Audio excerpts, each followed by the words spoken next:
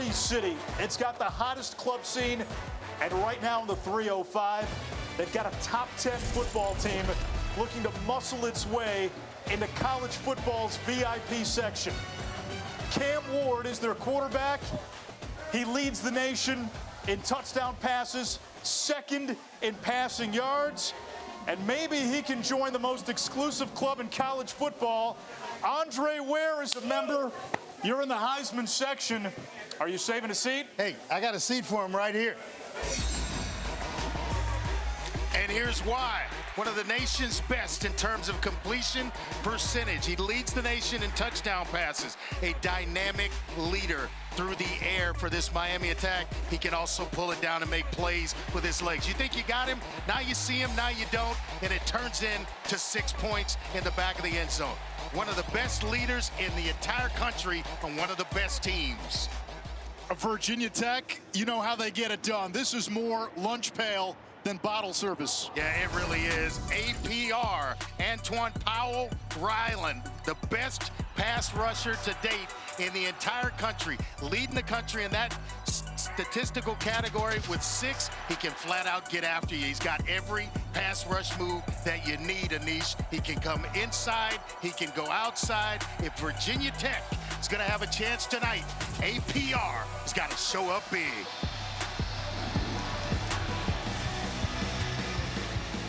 We are back with the opening kickoff of the 41st meeting all time between Miami and Virginia Tech. It's Friday night in South Florida.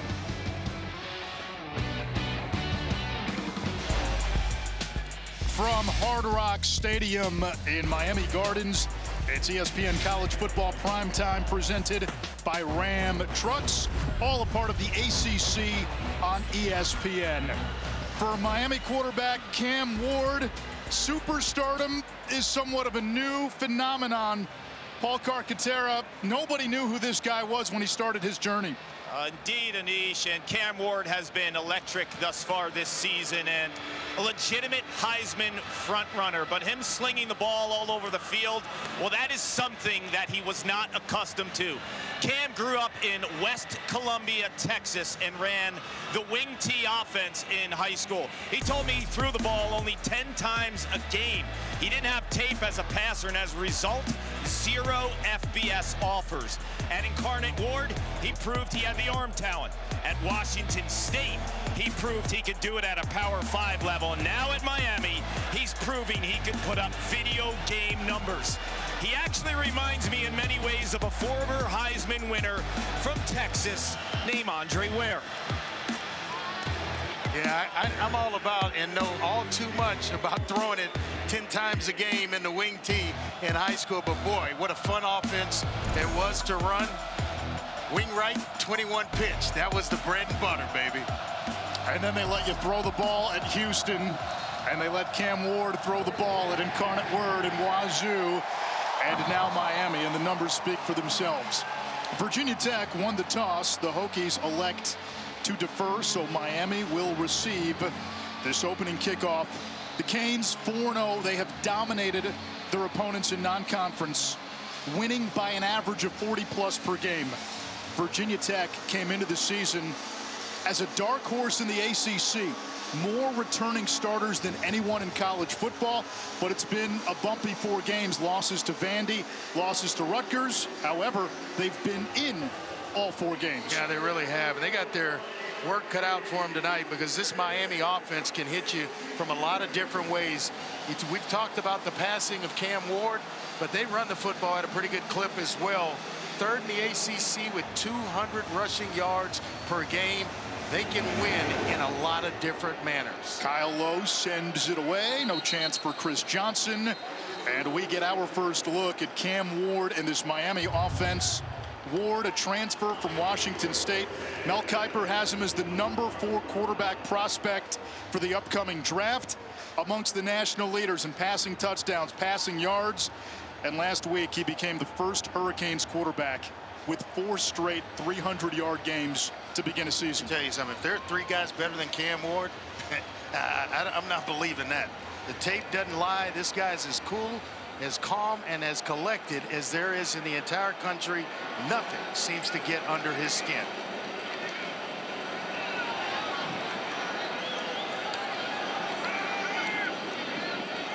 He finds his running back. Damian Martinez can't hang on as we take a look at tonight's impact players built by the Home Depot. Yeah, Xavier Restrepo, the wide receiver, he is the go-to target for Cam Ward and the guy that can make plays down the field. Moanoa, the right tackle, also that's going to be a heck of a matchup, and APR against big number 61 on the right side for Miami. 4 receivers bunched to the top of your screen, and they set up the screen. It's Martinez, an anvil on wheels coming over from Oregon State. It sets up 3rd down. Miami's offense, you've got a Heisman contender at quarterback, a stout offensive line, depth at running back, mismatch at tight end, and oh, by the way, 3, maybe 4 wide receivers that could be number 1s anywhere else. Yeah, and they don't have to be, have to catch the ball vertically.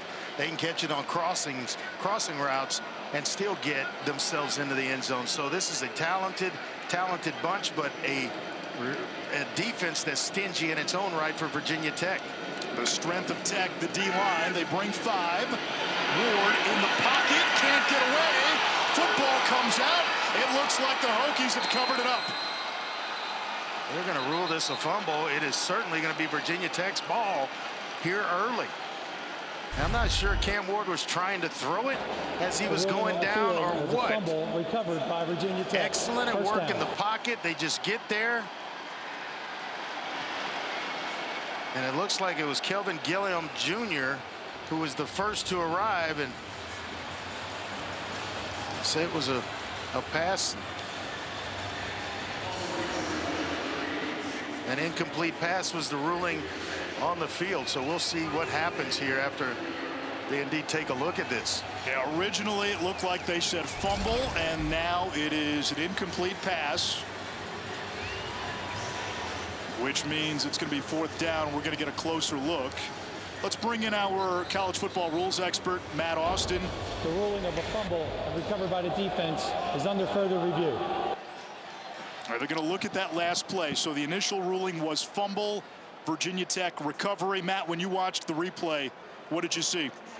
Well, I don't have a great view of when his knee exactly hit the ground, but it looked like his knee was possibly down before he let the ball go. But again, the shot I have, the football players' helmets in the way, so it's hard to tell.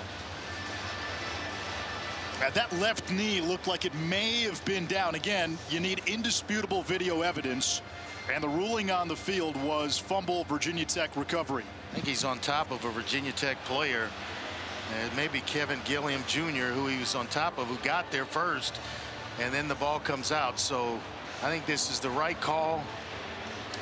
An incomplete pass. I mean, is that, Matt, a dispute in this of whether the arm was coming forward or?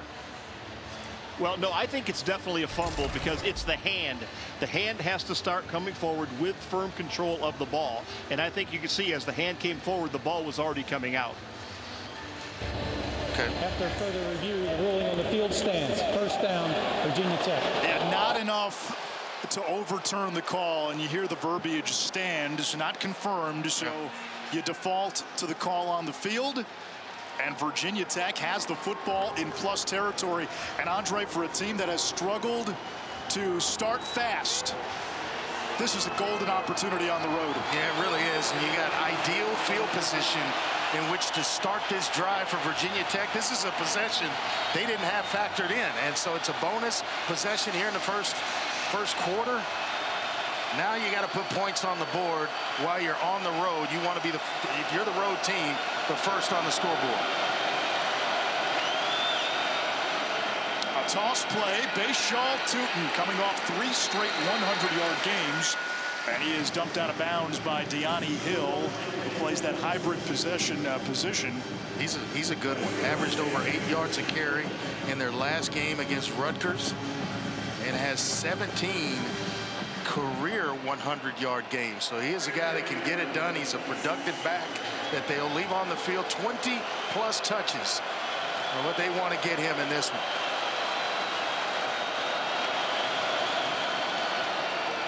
Kyron Drones finding his running back in the flat. And 2 plays, 2 touches, only a yard there. It's 3rd down, and there's a theme in the building today. A couple of Houston area quarterbacks on the field and 1 in the booth.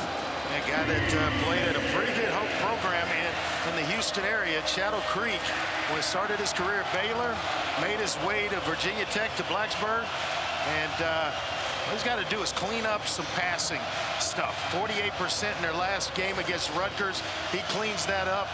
Who knows where Virginia Tech would be right now. They're going to have to, he's going to certainly have to do that if you pass the ball better if they're going to win tonight. Pressure coming. He gets away from Alston. Drones downfield, wide open. Benji Gosnell, and Virginia Tech capitalizes off the turnover. But he gave the Miami sideline a little bit of what we see Cam Ward give visiting sidelines every once in a while, or opposing teams. Just kind of stared him down with his hands on his hips a little bit, but does a nice job in the pocket, making guys miss, and then the eyes down the field, finding his big tight end wide open. Drones and Cam Ward trained together in the offseason. They're related, cousins on their mother's side. And there is a very friendly rivalry between those two. Is that where he got the hands on the hips kind of thing? Nice job by Drones, finding, escaping pressure, finding his tight end in the back of the end zone. Virginia Tech scores early. They're up 7-0.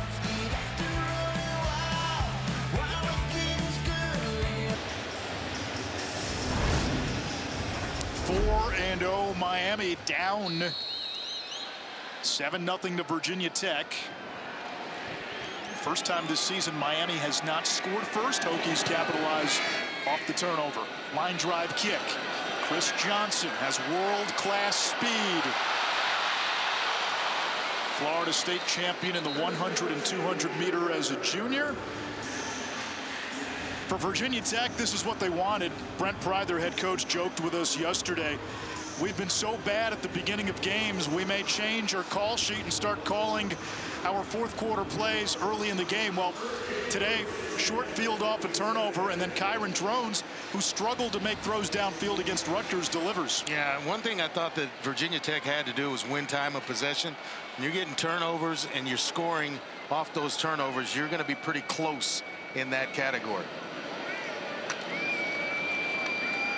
Damian Martinez coming off a 3-touchdown game against South Florida, and he is brought down by Kelly Lawson, leading tackler for the Hokies last year, who was a game-time decision coming into tonight. You talked about it being the first time Miami's not scored first in a game this year. They've only trailed 5 minutes and 43 seconds all season long. So this is uncharted waters for the Hurricanes right now. Time for Ward. APR chasing him from the backside. He gets away from Gilliam. And Ward, the ability to improvise, getting out of bounds close to the marker. Keontae Jenkins wearing that number 25 jersey today. That's the honor that goes to the player who wears Frank Beamer's old uniform.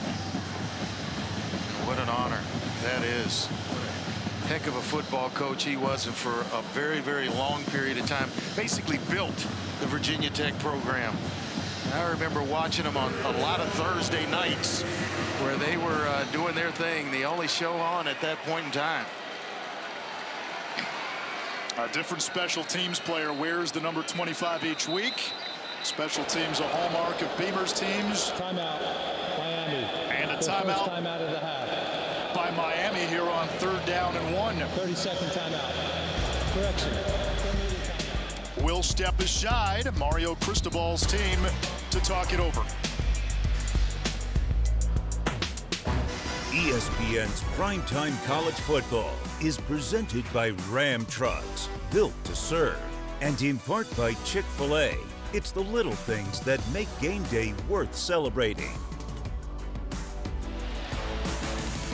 The great Bruce Smith, one of only 2 players in Virginia Tech history with multiple 4-sack games. The other, their current starting edge rusher, Antoine Powell-Ryland, who had it against Old Dominion for the second time in his career just a few weeks ago. 4 sacks, 2 forced fumbles, and a fumble recovery in the game against the Monarchs. Not bad playing against the run either. Give you a comparison here and see if you agree with me after this play. It's 3rd down and 1. Orton the motion man. Miami keeps it on the ground. It'll be short. Damian Martinez. This will depend on the spot.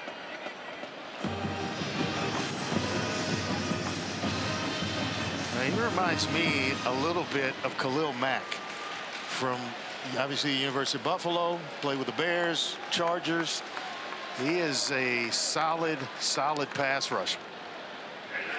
Both wear number 52. Yeah, I mean he can flat out get after you, both in terms of run defense and certainly getting after the quarterback, which is why he leads the nation with 6 sacks. Martinez picks up enough for the 1st down. Arroyo, the tight end, in motion. Ward throws downfield for his big tight end, shovels and hangs on. Elijah Arroyo takes it inside the Tech 20. They describe him as a Jimmy Graham type of player. That means he can run and he can catch it with a big frame. Kind of tips it to himself and reels it in. What a big play for the Hurricanes. And Miami using a tempo. They hardly got any production from the tight end position last year. And he's got him wide open right now. No one. He has made a big catch, and there's nobody lined up over him in the slot. Ward to the end zone. Caught by George. Touchdown, Miami. There is a flag. And he gives it right back to the Virginia Tech sideline. Drone started it. Cam Ward trying to finish it.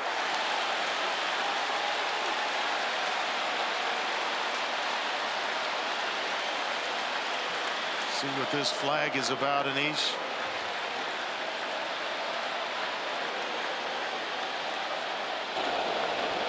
There are 2 fouls on the play. Holding defense number 25 is declined. Touchdown on the play. After the play, unsportsmanlike conduct, Miami. Oh, what a throw by Cam Ward. And he's just going to find Jacoby George in the back of the end zone. I mean, one heck of a play going through his reads, and that ball is thrown, leading him away from coverage. Love it. Love it's in coverage, but the throw would not allow him to recover. And the unsportsmanlike will be assessed on the kickoff.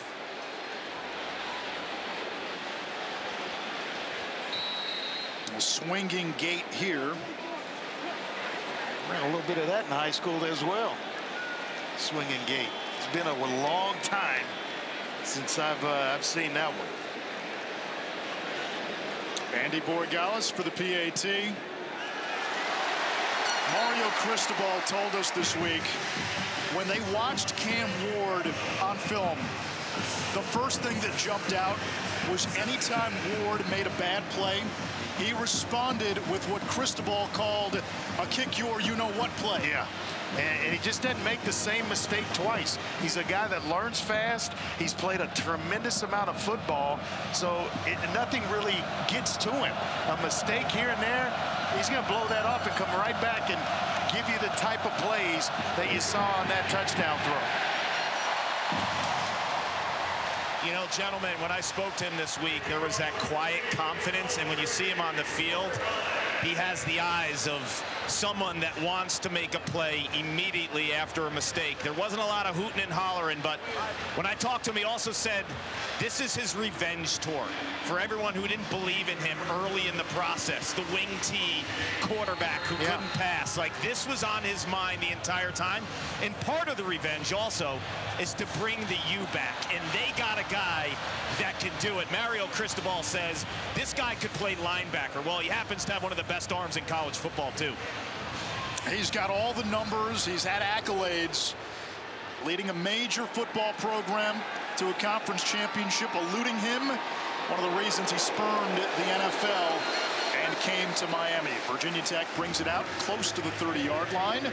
I was at the national championship game this year and talked to Coach Daryl Dickey, who's on the staff with Jimbo Fisher at Texas A&M. Went back, saw Cam Ward at a camp, and went back and told Jimbo, hey, I've just seen a guy that can lead a program, major Power 5 program. Didn't offer it. And then after the Washington State stuff, I was like, what do you think then? He's like, oh yeah, the kid can play. No doubt about it. Cam Ward is a baller.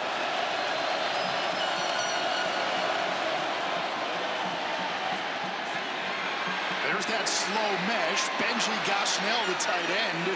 Nice move. Had the Virginia Tech touchdown earlier, and it looks like he's got enough for a first down. This is a Virginia Tech offense that returns 10 starters.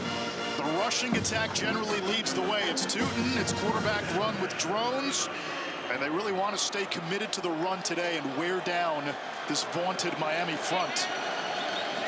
Gosnell is a reliable target for this Virginia Tech offense. Drones going to him early and often. Ollie Jennings back in there for Virginia Tech. Didn't play last week. That one is off the hands of Green and picked off by Miami. Mish Powell, the UW transfer. You cannot tip the ball with a secondary full of athletes like Miami. They will eat you up in terms of reeling passes in once they're tipped, especially over the middle. Just full of athletes on the back end. And right now, Miami's set to make Virginia Tech pay for their first turnover of the ball game. Aiden Green almost guided that ball into the hands of Mish Powell. And they talked about Mish Powell as somebody who brought energy and leadership to the defense the same way Cam Ward did to the offense. All these guys out of the state of Washington, right? Transferring in here to Miami, and they are big-time factors in this year's football team. Pressure coming. Ward evading, throws back across the middle, incomplete. Wanted Mark Fletcher is running back, 2nd and 10. Well, he will wait to the last possible second to get a ball out, to give his receivers a chance to work themselves open. He is not afraid. Mention the fact he's played a lot of football, so he just knows situations. He knows the pace of the game, and he tries to slow it down, almost like Luka Doncic with the Dallas Mavericks, playing at a slower pace than everybody else, but yet effective. When the drum beat gets louder, the heartbeat gets slower. This is Sam Brown. He was Houston's top receiver last year, and it sets up a 3rd and short in what is 4-down territory. You look at Miami's success on 4th downs. They've only had to go for it 3 times, 33%.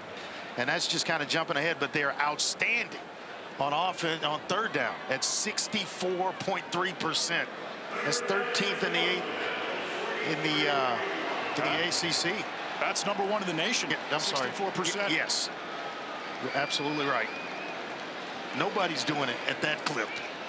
They've been beating their opponents through 4 games. Again, the schedule, you can say what it is, but by an average of 52-10. Play action set up perfectly. Arroyo glides in. Touchdown Miami. Cam Ward sold it. That looked like an old Peyton Manning play fake, where everybody takes the bait, baby. Arroyo comes wide open right in the middle, and I mean, it was sold by Cam Ward, and the release by Arroyo. That is a 7-on-7 session in practice. It looks so easy. Now line up with 3 tight ends, and Arroyo leaks out. Everybody expecting run. And just like that, 2 quick ones by Miami. It's 14-7. Boy, the play fake, as you mentioned, sold it. Cam Ward making everybody in the building think run. Arroyo had a different idea. Miami in the end zone again. Miami got very little from its tight ends a season ago. That's not been the case this year, and they tell us, yeah, it's been better production from the individual players. It has a lot to do with the quarterback, too. Yeah, and that last number, the 5, getting into the end zone, yeah, it has a lot to do with an aggressive style of Cam Ward, pushing the ball down the field, taking advantage of different matchups on Arroyo. Arroyo has just had some trouble staying healthy in his career, but they view him He's a talent as one of the great ones. Graham, Olsen, Winslow, Shockey, Franks. There have been quite a few. You'll see some talent on Saturday when number 2 Georgia and number 4 Alabama NFL talent meet in Tuscaloosa. Did you see who the game day guest picker is? I did. It's Miss Terry. Oh, wow, really? Yes. It's fitting for Tuscaloosa. Absolutely. That'll be fun to watch. 7:30 Eastern on ABC and the app. Miss Terry being the better half of Nick Saban.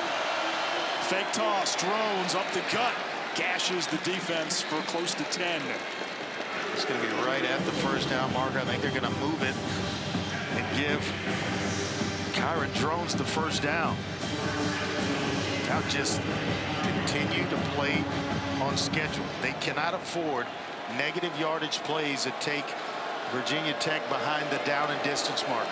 The ball was on the 25. Doesn't it have to be on the 35 for that to be a first down? And now we get a flag. We got a quick start by Moten, Ahmad Moten, who's in the ball game. And now he's not in the ball game. Offside, number 99 defense. 5-yard penalty, first down. Yeah, he was in for Barrow, who I really like as a player. And when that offsides penalty occurred, coach has got Moten out of the game. Yeah, that's clearly on him. And Barrow Jr. is right back in there, number 10. Transfer out of Michigan State. I love this kid on film. He is strong at the point of attack. You feel him after you're across the line of scrimmage from him. Tugboat Tootin. Kangaroos across the 40. Second and about 2. Nice job by Ricard Richard coming up from his secondary spot. Transfer from Vanderbilt. We talked a lot about Vanderbilt tonight after taking down Virginia Tech in that opener 34-27. Commodores are off to a good start. Clark Lee's got that program playing much better this year. Almost had the upset against Vandy. Tootin again. And he appears to have enough to move the chains. It's exactly what this Virginia Tech offense has to do. Stay on schedule is what they told us. Establish the run, which means you're establishing the line of scrimmage, wear them down up front, and then win time of possession. Well, they didn't give him the first, so third down and short. Miami crowding the box. Drones, the quarterback sneak, and that will be enough. And you know I like that, right? Out of the shotgun, being in under center, where you can get some push and you're not allowing for penetration. Love that play call. Terrific article on ESPN.com this morning by Andrea Adelson on the relationship between Drones and Cam Ward. Those two have become very close, and Drones has said, I had this game circled on my calendar for some time. Here comes the blitz. Powell forces Drones to flush it. Safety blitz. And I thought Felton was going to work his way back. He worked to the middle of the field away from Drones, so there's no way you're going to throw it up over the middle, scrambling to your right. That's just asking for trouble. And he does the smart thing to come back on second down. Throw it away, come back on second down.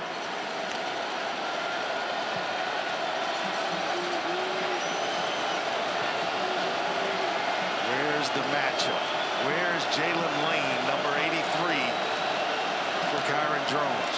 He is lined up in the slot top of your screen. It is a run. And there is Tootin close to midfield. Kark? You guys were talking about Brent Pry earlier and Vanderbilt. That was week 1, and I talked to him on the field before the game. He said it was so hot and humid down in Nashville week 1. Prepared his team for today because the real feel is around 100 degrees here in Miami. For a guy from the Northeast like me, brutal. I know Andre Ware living in Houston, no big deal, but for me, yeah, it's real. It feels great. This is actually a tick down from the humidity that we've faced in Houston right now.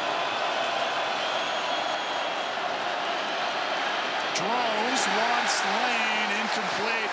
You saw Jadis Richard trailing him pre-snap and through the play, but there is a flag and maybe some contact here. Pass interference, defense, number 25. A penalty result in automatic first down. That's Richard working against Jalen Lane, and it's going to give Virginia Tech an automatic first down. And keep this drive going, which is exactly what Virginia Tech needs. And you see there 25 working against 83. Absolutely pass interference. No need to argue on that one, Anish. Hokies back into Canes territory. Malachi Thomas in at running back. Aiden Green in motion. Green catches the screen, dangerous pass, stiff arm, down the sideline, Aiden Green slips all the way across the 30 of Miami. And let's see where they mark it if he went out of bounds. What a play. Nice job after the catch by Green up the sideline, little stiff arm on Hill. Well, looks like they say he stepped out of bounds before the first down marker. Wow. So second down and 1.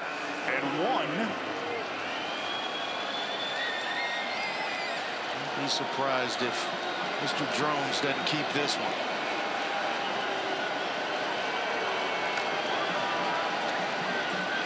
To the air, dropped by Felton. Against Rutgers last week, Drones missed Felton on a couple of deep balls. That's one Felton has had to have. And those are the accuracy problems that Kyrie Drones has. That one thrown well behind DeQuan Felton, who was a team captain, and usually a pretty reliable deep threat for this Virginia Tech offense. But when you're moving one way and the ball's thrown behind you, that's a tough catch. Quarterback run could be on the table out of an empty set. There it is, first down, Virginia Tech. Kind of felt that was coming on third down. Excuse me, on second down, Anish. And Virginia Tech got to have an offensive lineman down. One of the Moore brothers. I think it's Braylon Moore, the center. It is Braylon Moore, redshirt sophomore, Bethlehem, Pennsylvania. Plays right next door to his brother, Caden Moore, who's the right guard.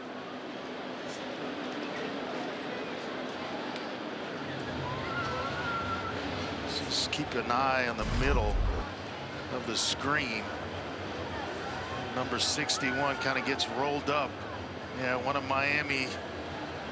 the defenders for Miami, I think it may have been Tyler Barron, who rolled into his knee.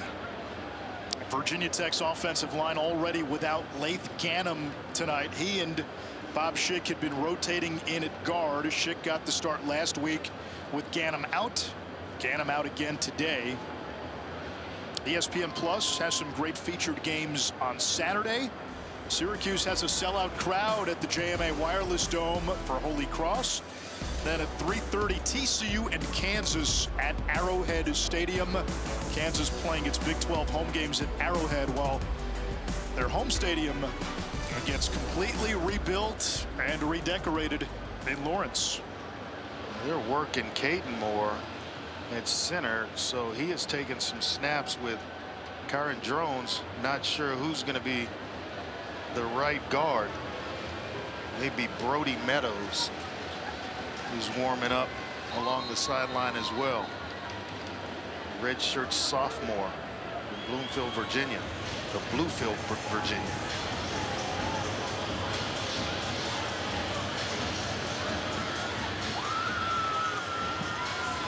So Caden Moore will take over for his brother at center, Brody Meadows. does slide in at right guard. And now to get everybody settled in, just run the football. A toss to Thomas. Halfback option. He gets lit up, and it's underthrown. I'm not sure where he was throwing it, but his tight end, Gosnell, Benji Gosnell, who caught the touchdown pass, was working towards the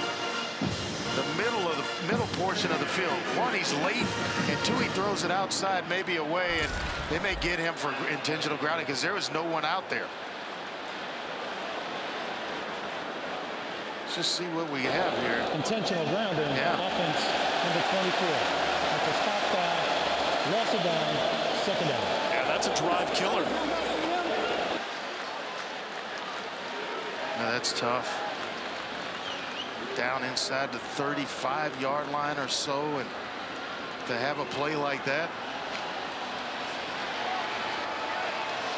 or a penalty happen to move you back, and that is tough to recover from when you're an offense that relies on staying on schedule. Virginia Tech, their first time out of the half, 32nd timeout. And Andre, that was a big part of the game plan tonight. It sounds simple, but if you can stay ahead of the chains, you can neuter some of Miami's pressure packages. Hurricanes come into this game leading the country in sacks. If you're living in second and long, third and long, it's dangerous. Let's take a look at this and see if he was indeed outside the tackle box. Oh, definitely outside the tackle box. And then there's, I think the call is correct. He's well outside of it. Once the ball's pitched, he's just about outside of it at that point. Let's bring in Matt Austin. Matt, what did you see? Yeah, well, here's why it's intentional grounding. The quarterback gave the possession of the ball up to another player. The player who receives the snap is the only person who has protection from grounding the ball. So yes, this was outside the tackle box, but that's not the original quarterback or the person who received the snap who threw it away. So that is indeed a foul.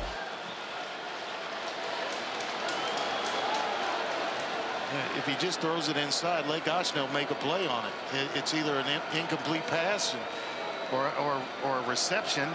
You move the ball. If it's incomplete, you're back at the line of scrimmage. But he throws it like, you know, he's turning quarterback and tries to throw it out of bounds. Doing a little too much.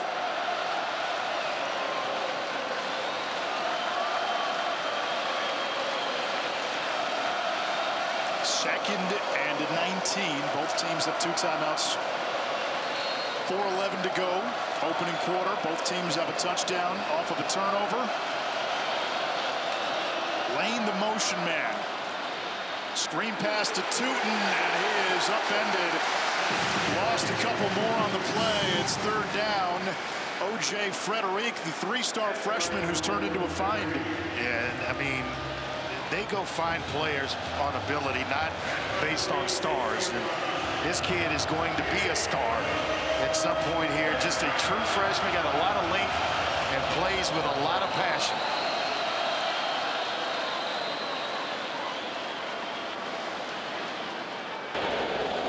Timeout was called by Miami. Their second timeout of the half, 32nd timeout. Frederico from one of those programs that you just keep hearing a lot about. You talk about St. Thomas Aquinas, there have been some pretty good football players to come out of that high school. Tyler Barron, the Tennessee transfer, who has been a one-man tempest this season, is down for Miami. Kane still without Ruben Bain, the ACC Defensive Rookie of the Year. When they feel that humidity that Kark was talking about, it's like cramps for Barron. Physically imposing player. He's one of those guys that you want to see get off the bus first. You know, that's how this team was built, from the inside out. Offensive line, defensive lines. Now watch what happens here. Now Barron goes down as Miami's trying to sub off Messidor.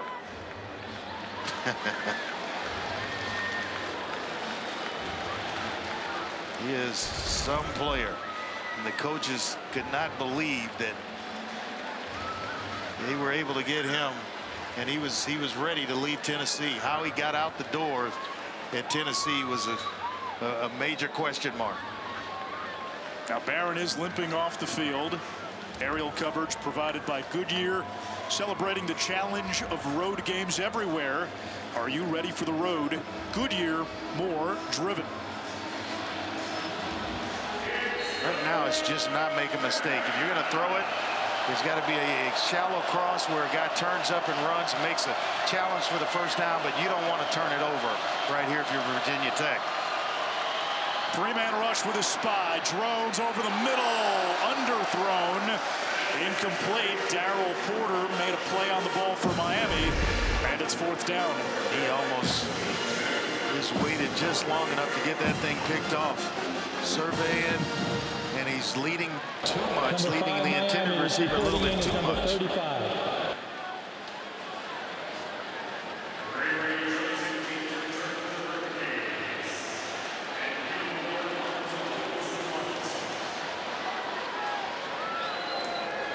Veteran punter Peter Moore, three-time captain to kick for Virginia Tech, and Ray Joseph back to return. This one bounces, and it's downed at the 16-yard line. Well, we mentioned the relationship between these two quarterbacks, Drones and Ward. They, along with Shedeur Sanders, trained during the offseason. They're very close. There's a lot of, I guess you could say in quotes, friendly banter between the group.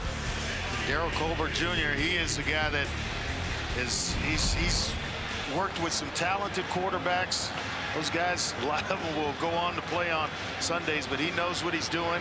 His dad was a pretty good receiver as well in his own right in his time in the game. Played for the Chiefs, went to TSU, and was one heck of a player.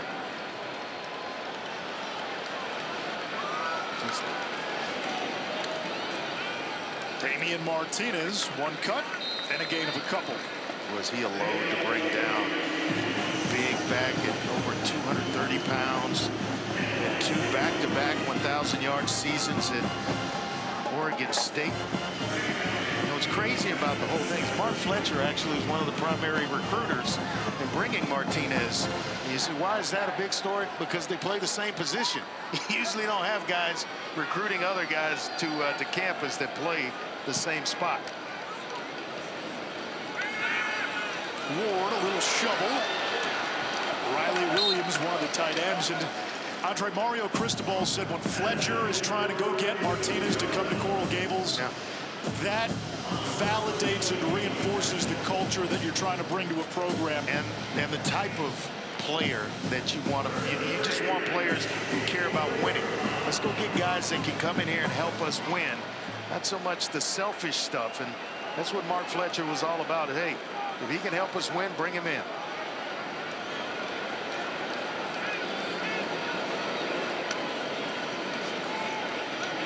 Ward steps up and runs for the first, brought down from behind. Tackle made by Caleb Woodson, who had 10 tackles against Rutgers last week. Just so poised. Plays the game at his pace and can, you know, he can hit another gear when he wants to and separate, but he just kind of, it just looks like he's doing what he wants to do whenever he wants to do it right now.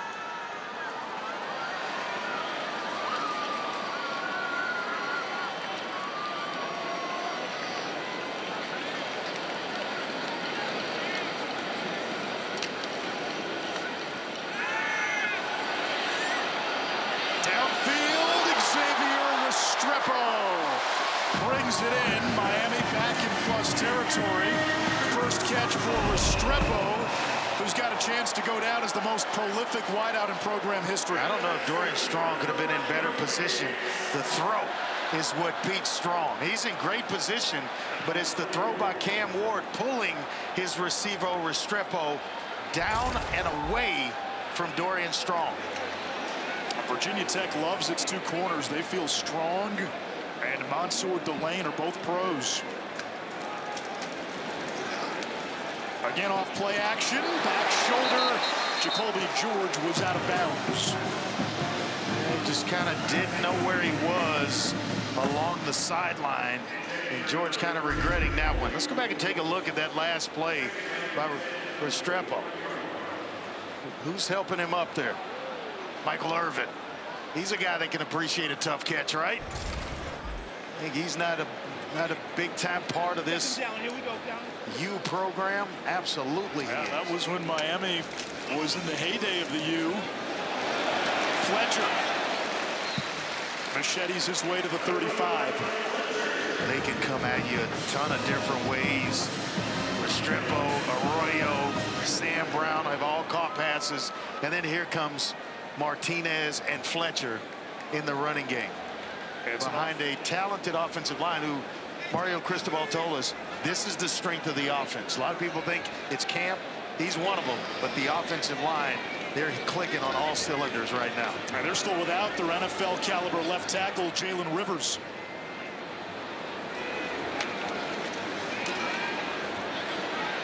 Ward downfield. Restrepo contested. Hangs on. First and goal, Miami. 5 plays of 25-plus yards for Miami. An offense that has thrived on the explosive play through the first 4 games has carried it into the ACC opener. Coach, what's the best way to slow down Cam Ward? Yeah, we're about a half step from getting to him. We got to get a couple hits on him, affect him that way a little bit. Got to be relentless in our rush on him when he gets out of the pocket. But we got to go challenge balls when they're in the air. And right now we're allowing them to catch them. Thank you, Coach.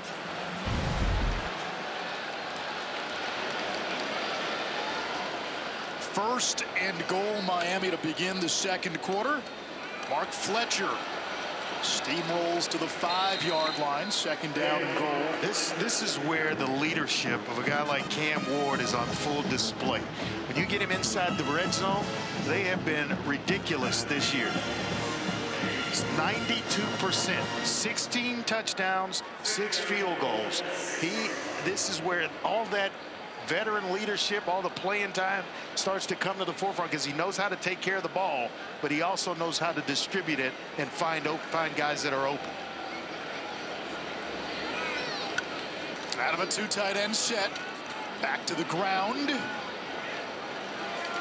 It'll bring up a 3rd down and goal. Run behind Inez Cooper, the right guard, who is just huge. 6'6", 350 pounds. He's lost over 100 pounds. At one point was 450, but he's nimble, big. You see, he's in shape. And they think that he's an NFL talent. I'm going to tell you something. Mario Cristobal says a guy on the offensive line is an NFL talent. I believe it, because he's coached some really good ones onto the NFL. Both tight ends now go wide to the right. Changing the play here.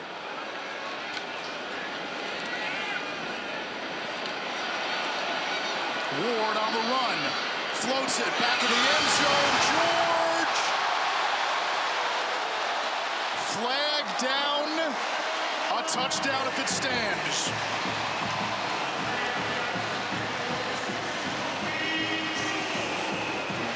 What a throw. The touch to George, which if it stands is his second, but it won't. Number 7, 10-yard penalty, 3rd down. Raquel Bell, the left tackle, who came in January from Holmes Community College in Mississippi, is the guilty Miami Hurricane. He's done a nice job for them, starting in place of Rivers' 4th consecutive start at left tackle. You find number 70 right there. See if he indeed does hold. Oh, that's touchy.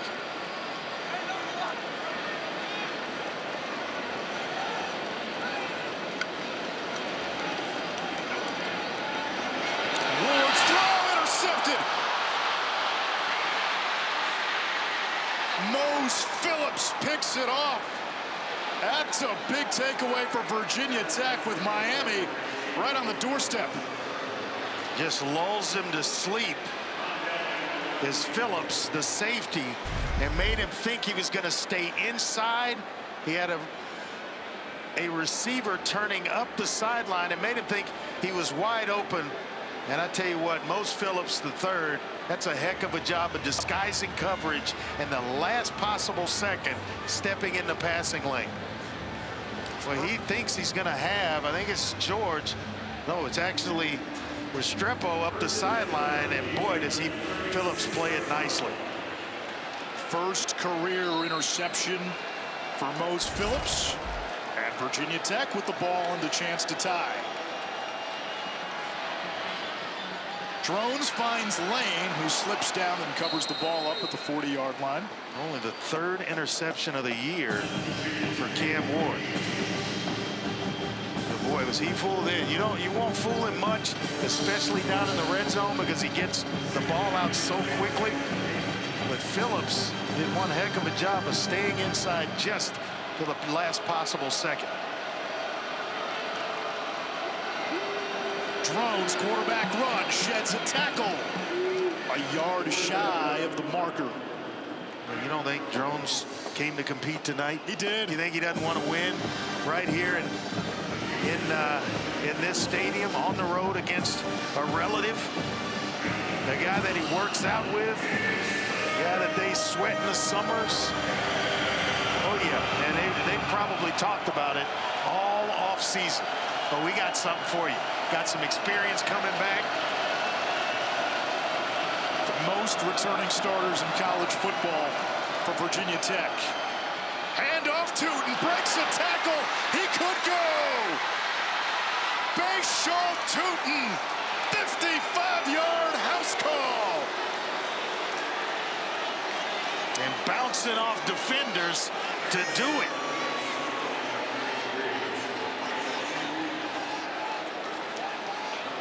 What a heck of a job by Tootin to get himself free. A nice job up front by the offensive line, Chapman and Schick. And I mean, it's just then a foot race. Marianoa, the linebacker who came in on the tackle, broke that tackle, and boy, we are an extra point from being tied up.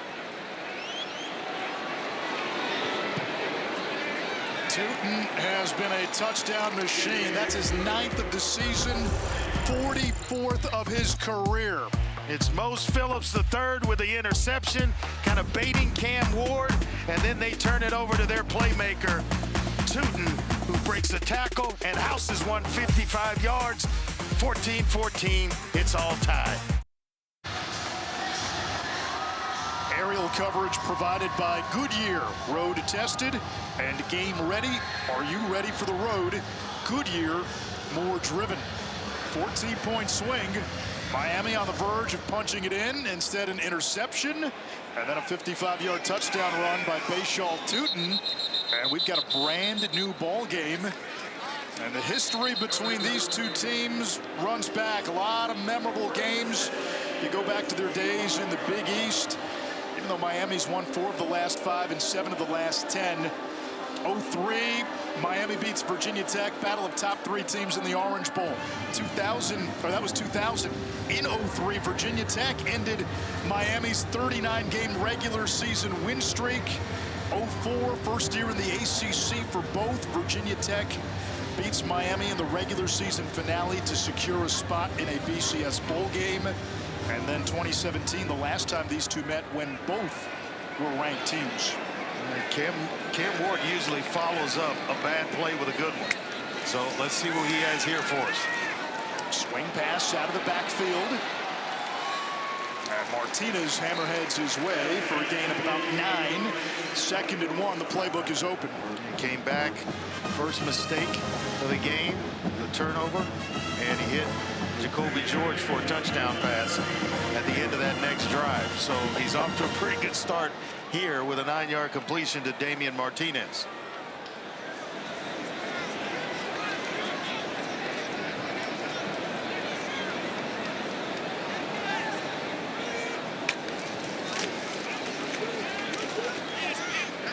Martinez picks up the tough yards to move the chains.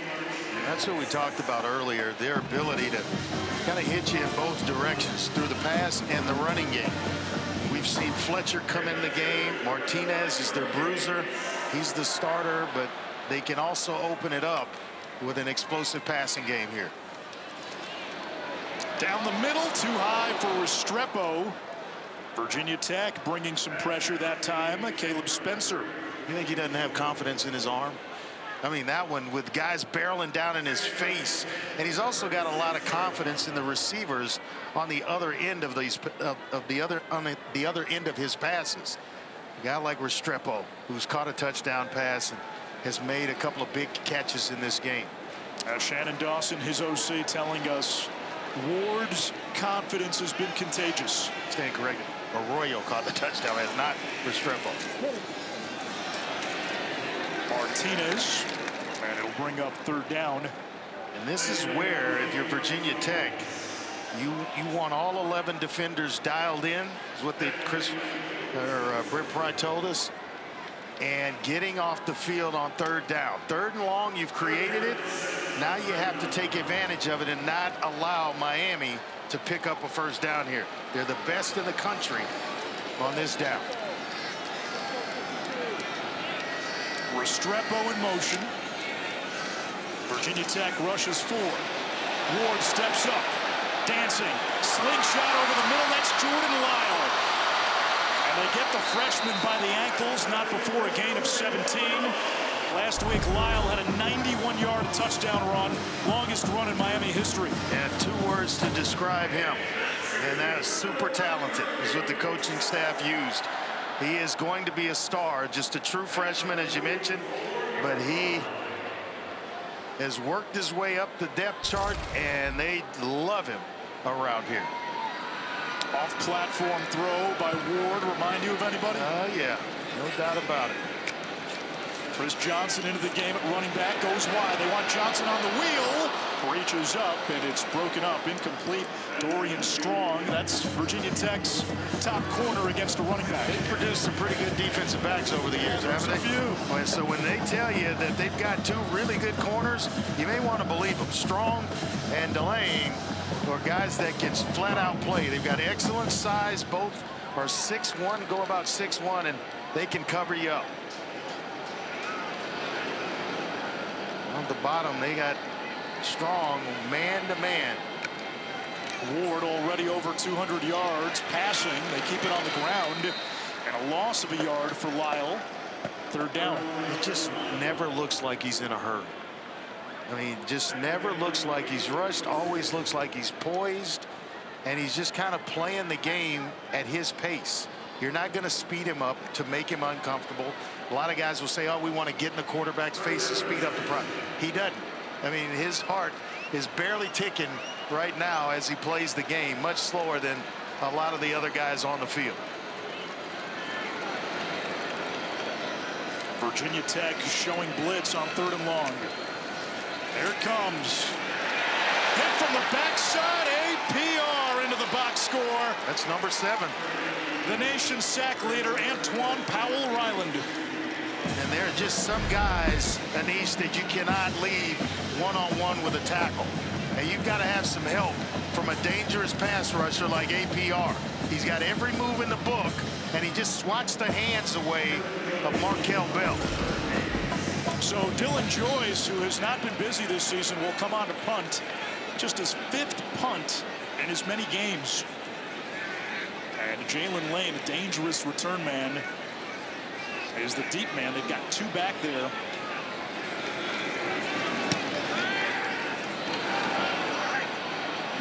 They kick it away from Lane. And that is Turner Bradshaw. Takes it out across the 30. Virginia Tech ball on the other side. Hokies with a chance to retake the lead. The new 12-team college football playoff begins December 20th on ESPN. The Friday night spotlight is on the Virginia Tech football program's brotherly love. The program has had 35 sets of brothers over the years, with some very notable ones like the Fullers and the Edmonds. This year, the Hokies have 3 sets of brothers, including the Gosnells, Stephen and Benji, who happen to be 2 of 13 children their parents, Tommy and Judy, had.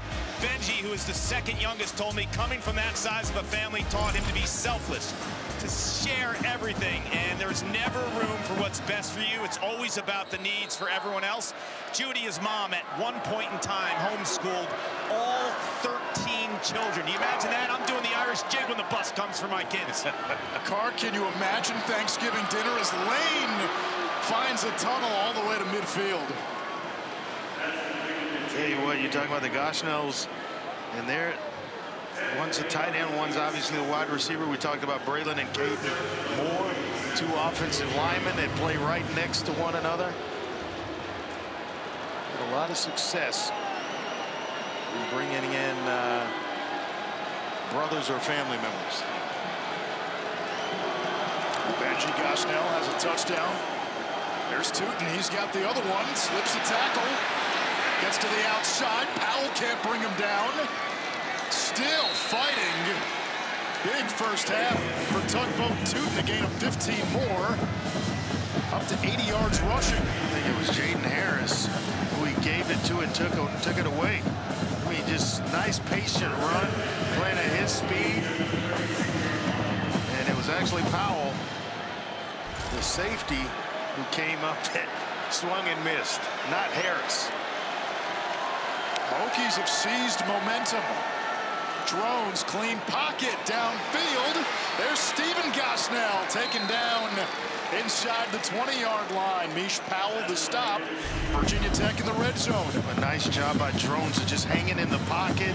Things are collapsing right at his feet, and he stands tall and delivers a nice ball to Gosnell. This is impressive by this Virginia Tech offense. Taking advantage of possessions and moving the football with consistency.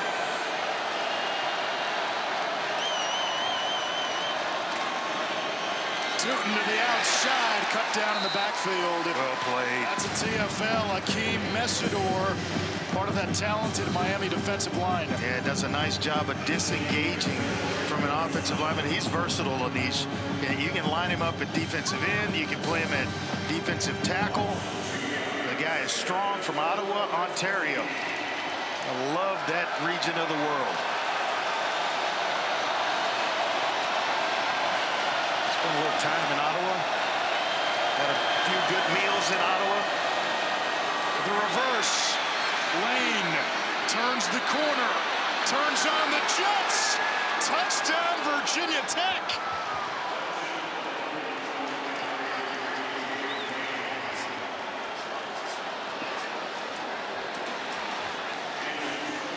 Well, what a block by Kyron Drones, who said quarterbacks right here, keep an eye on him. Cannot block in the open field, does one heck of a job. I mean, he's the guy that makes the block to spring Jalen Lane and get him into the end zone.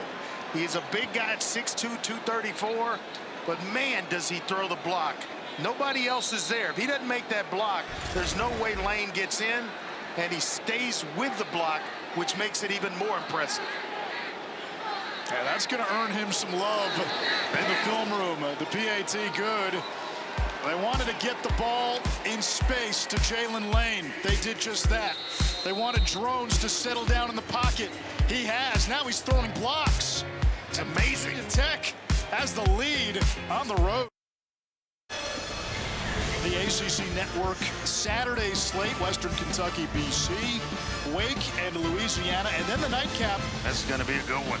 SMU's first conference game in the ACC. They welcome Florida State. Seminoles coming off their first win of the season. Did you see that coming last weekend, SMU at TCU? The 66 points? No, not at all. Kevin Jennings, baby. They had a couple of quarterbacks. They rotated early. Preston Stone, Kevin Jennings. They have settled on Jennings, and he went off against TCU. Andre, Miami's been so good offensively, so good defensively through these first 4 games. They mauled Florida week 1. They beat a South Florida team that I think people are going to take notice of once they start making hay in their conference. That's a pretty good USF team. The run game, though, if you're going to nitpick, has not been as complimentary to the pass game. And we are nitpicking when you go for 200 yards a game. But tonight, it's just been an area where Virginia Tech has chosen to anchor itself down and stop the run. And, well, you say, well, you're going to stop the run and force Cam Ward to pass it? Yeah, but now you've got the nation's best pass rusher teeing off, coming after it. Now the blitz. Ward takes a shot for George. Covered well by Mansour Delane. They haven't had to have a run game to date. Average margin of victory, 42 points has been the Cam Ward show. But I'll tell you, the defensive line, when you're talking to Mario Cristobal before the game, which I was, he said that was a point of concern. They have a legit defensive line, Virginia Tech, the best they've faced to date. We talk a lot about APR, but Cole Nelson on the other side is another legit pass rusher. Hokies feel the D-line is the strength of their defense. Ward in trouble. Gets rid of it. Restrepo in an ambush. And a huge loss inside the 15-yard line. Well, he thought about just throwing it at the feet of Restrepo, and he probably should have, because now it's 3rd and forever, and you could have come back, and it's right around 3rd and some change, 3rd and 10 or so. But a nice job by Virginia Tech of just not really going for the fakes of Cam Ward, where they were positioned perfectly to make a play. They pressured as if they knew it was a screen. Exactly right. Now it's just don't give up the first down or commit a penalty. This might be a free play. It is. Burgos jumped. Ward rolling out. APR chasing him. It's a throwaway, but attacks on 5 yards for Miami. He knew that he had a free play, but didn't want to hang anybody out to dry over the middle. And as he's kind of rolling to his right, you're running out of places to go with the football quickly. Offside, defense, number 2. 5-yard penalty. Replay 2nd down. And you got to give credit to Virginia Tech, where they didn't stop playing, kept pursuing, where Cam Ward couldn't set his feet and just knife one back to someone over the middle, because he knew he had a free play. So keep him moving and then force the throwaway. Strong moves to the slot where he's matched up on Restrepo.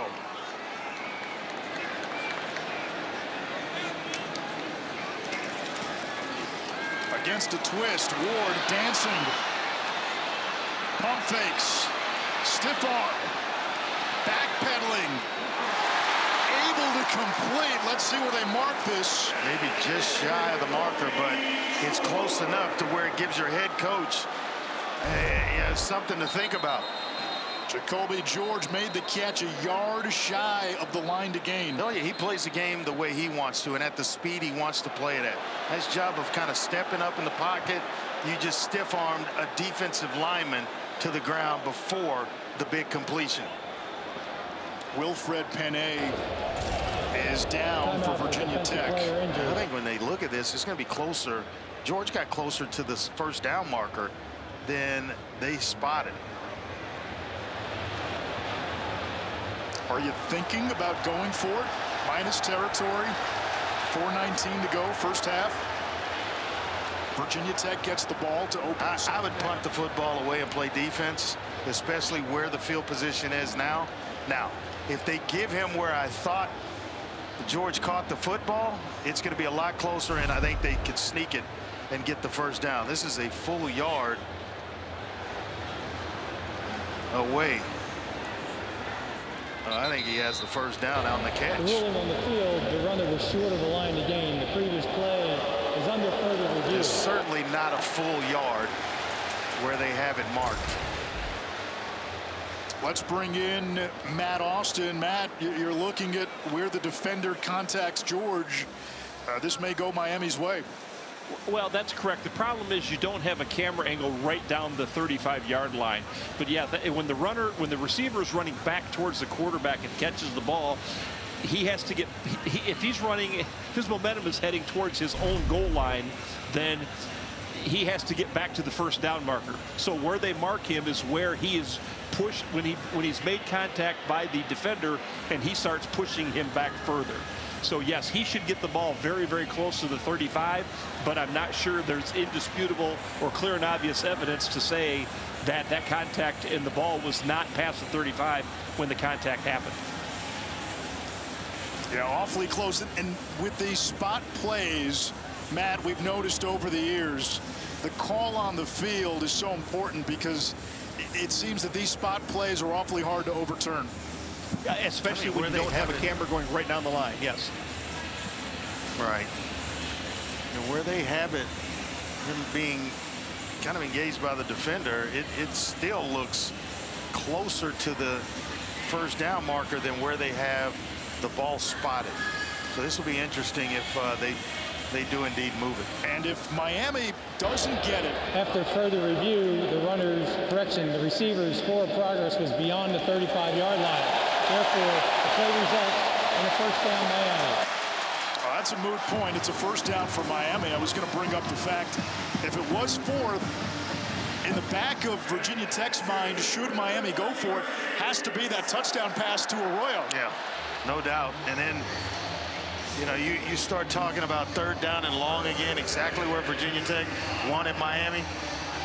Once again, Cam Ward showing you the experience of a lot of snaps that he's taken and just really not getting out of his, you know, his character, so to speak. That's what a first-round pick at quarterback does for you. Ward lets it fly. Incomplete. Wanted Isaiah Horton, who had a breakout game last week. How about this? Miami was the only team in the country with 3 wideouts on the preseason Biletnikoff Award watch list. That award goes to the best wide receiver, and the coach is telling us, hey, Isaiah Horton is coming along. He's a guy with considerable talent. Yeah. He's close to being in that group with Restrepo and DeGeorge and Brown. They've got some talent. I mean, the guys that back up, the guys that are backups get started a lot of places. Quick screen. There's Sam Brown. And Virginia Tech gobbles him up for a loss. The one thing you can't do if you're Sam Brown is the one thing he did, which is try to make guys miss. You've got to just take what's there. It's like a running back and seeing a plugged up hole. You're not going to break every run. You're not going to break every screen pass. You just got to get yourself back to the line of scrimmage. And by trying to make guys miss, 9 times out of 10, you're going to go backwards and lose yardage. Miami's been excellent on third down this season, and now Antoine Powell-Ryland can pin his ears back for Virginia Tech. 52 and white. Just 2 of 6 when trying to go down the field is Cam Ward.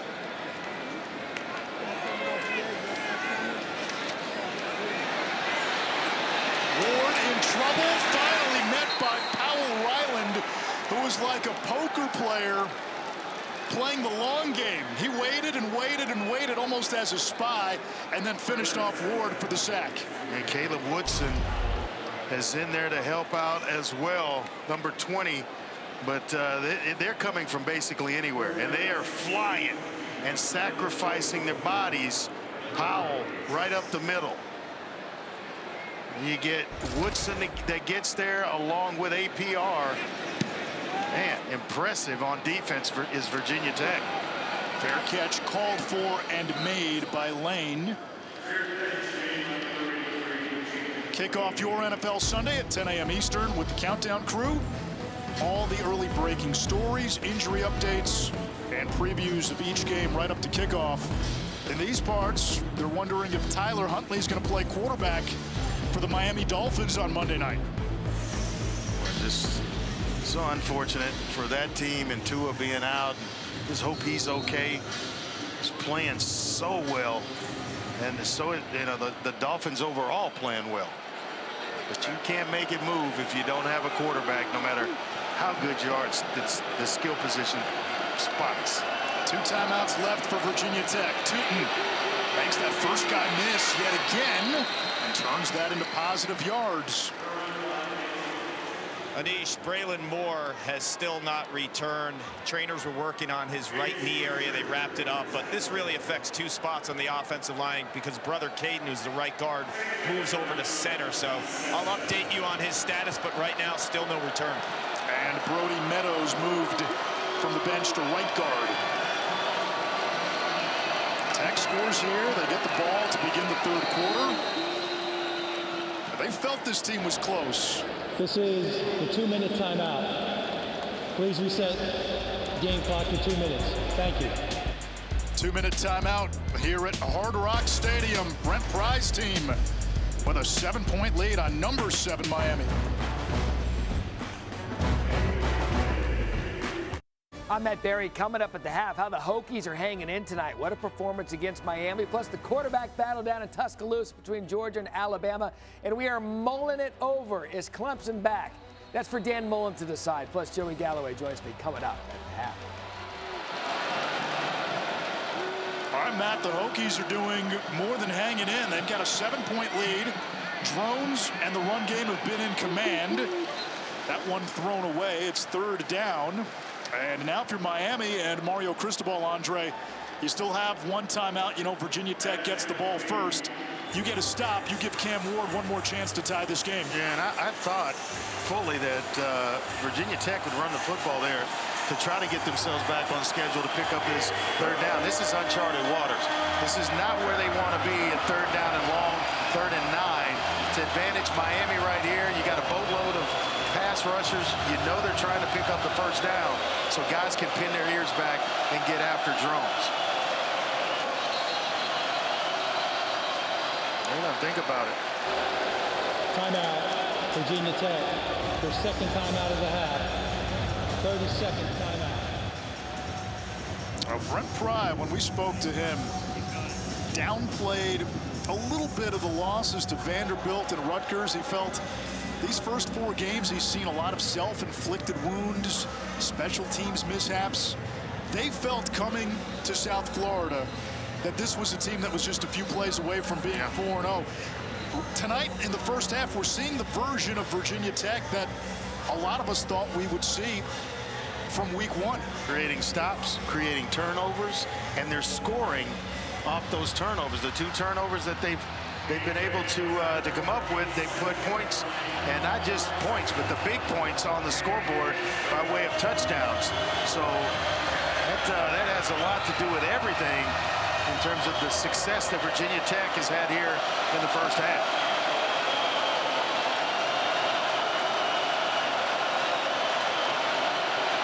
Here's the blitz. Drone steps up, chased from the backside, runs for the first and then some, and that'll momentarily stop the clock.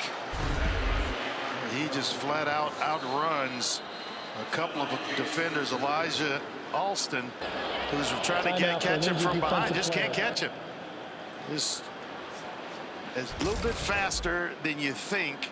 He is a physical runner when they pull it down, and they'll call quarterback runs for him because they love his physicality in the running game, and it gives them a different offset from Tootin and what he brings when you run drones. That's a big first down for them in terms of keeping Miami off the field and possessing the football with an opportunity to score with a timeout left.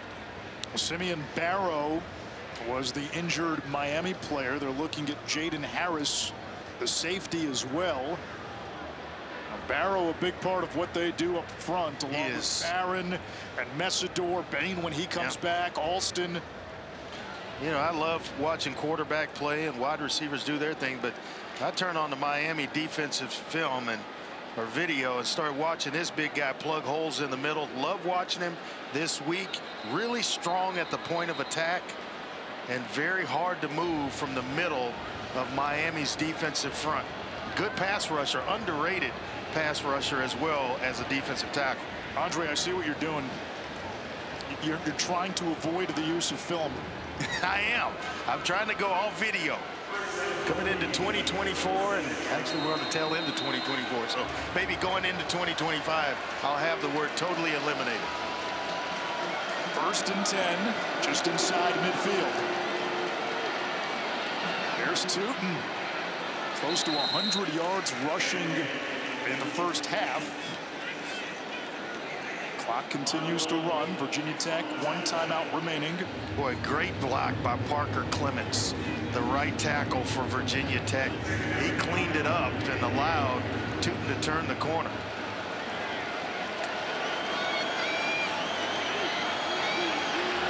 Drones chased by Farron, throws on the run. Green gets out of bounds and picks up a first down at the 40, and they're about 5-6 yards now from a reasonable field goal attempt for John Love. But good protection, and you can see Drones going through his progressions, and then you got to become an athlete. Throw on the move as guys start to engage in the pocket, starts to break down. Boy, I have been as impressed with him as any other game I've watched this year, the other 4 games that I've seen Kyron Drones play in. First catch of the night for Green. On the ground, Tootin up the middle. Well, you got to take your hat off. You get Caden Moore moving over to center. Brody Meadows stepping in at right guard. Reshuffled offensive line for Virginia Tech, yet they're still able to run the football and protect their quarterback.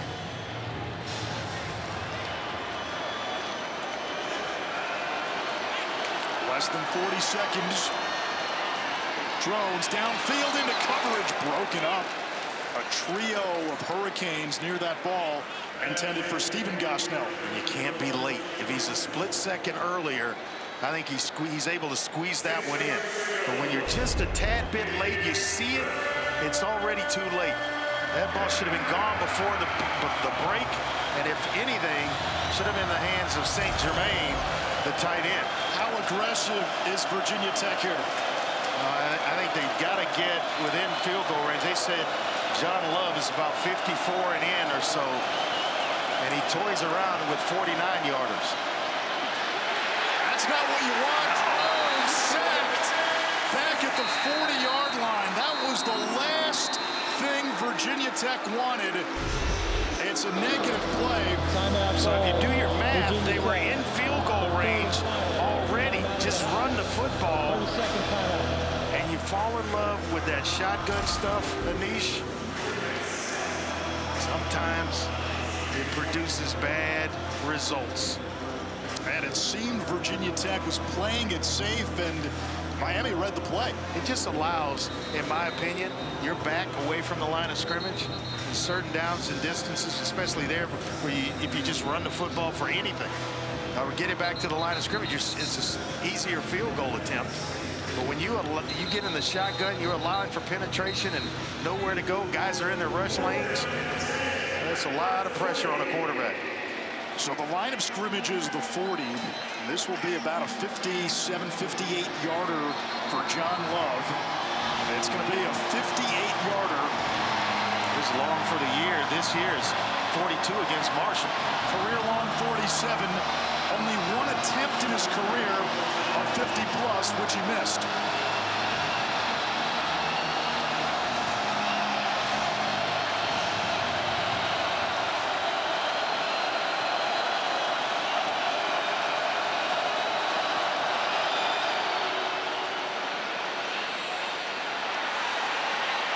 Good. Love from 58. Could have been good from 68. A career long by 11 yards. Wow, did he hit that thing. I mean, the operation was perfect. The snap, the hold, and did he get into that one? Oh, yeah, that's good for another 10 yards or so. My goodness, John Love. A Justin Tucker 58-yarder. Why should we expect anything less with the Virginia Tech special teams? Yeah, no doubt. Hallmark of the program since Frank Beamer took over. This season, All-State celebrates every field goal and extra point made with a donation to the participating university's General Scholarship Fund. Thank you, All-State. So John Love makes it a 2-score game. He's now made 22 of his last 23 kicks. And it's a 2-score lead for Tech, 20 seconds to go in the second quarter. Virginia Tech gets the ball to begin the third quarter. Wow. And that makes the two scores that much more impressive when you start talking about getting the ball out of the locker room, the way they've been hot on offense. Bouncing kick, fielded by Johnson. Florida track champion, he's a burner. He was one stiff arm and one broken tackle from running into the end zone. What he's done, though, is he's given Mario Cristobal something to think about here. And Shannon Dawson, the offensive coordinator for Miami. 15 seconds, your cross are just beyond midfield. A completion or two, and you got a timeout. Dante Lovett saved a touchdown. Yes, he did. For Virginia Tech. The point is you have time to at least get a field goal attempt up here. Miami has the one timeout. And they've got a strong-footed kicker. Ward takes a shot. Back shoulder broken up. Flag down. Dorian Strong in coverage. Remember, it's not a spot foul in college football. But it does get them closer to field goal range with 10 seconds left. 15-yard penalty, automatic first down. Going to the redshirt sophomore, Horton. And it's Strong who gets called for it.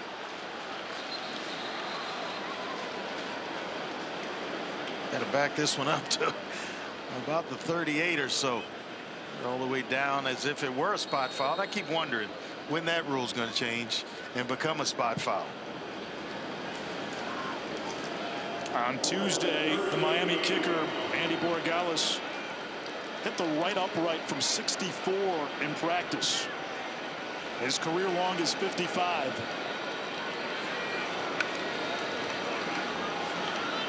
Ward, a strike over the middle, just out of the reach of Restrepo. 5 seconds to go. And one timeout. What do you do? Yeah, you're wondering why across the middle. He still has the timeout. You can go anywhere quickly and still get the timeout called. So, do you have enough time for a play? I'd go ahead and kick it right here in case something went wrong.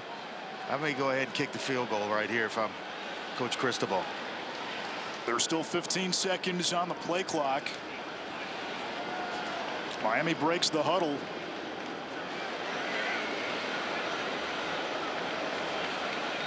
Don't want to have to spend it shuffling guys around. That's exactly the case. So now you got to go ahead and kick it.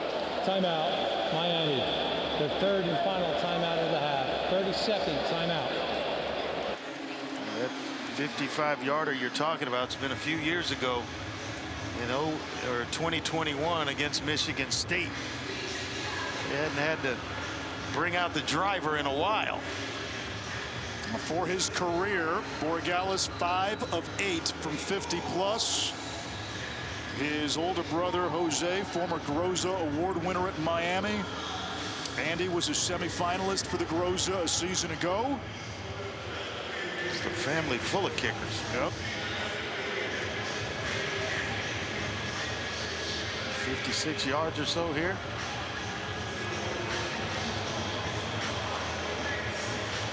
Dylan Joyce will hold, and it looks to be a 56-yard field goal attempt. It would be a new career long.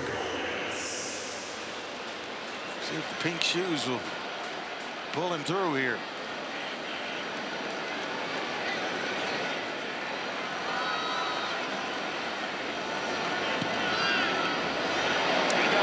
This one and tucks it inside the upright. College kickers. One hits from 58, another from 56. Sweet. In the final moments of the first half. Our halftime score, Virginia Tech leading Miami by 7. After the break, it's the halftime report with Matt Barry, Joey Galloway, and Dan Mullen. College kickers.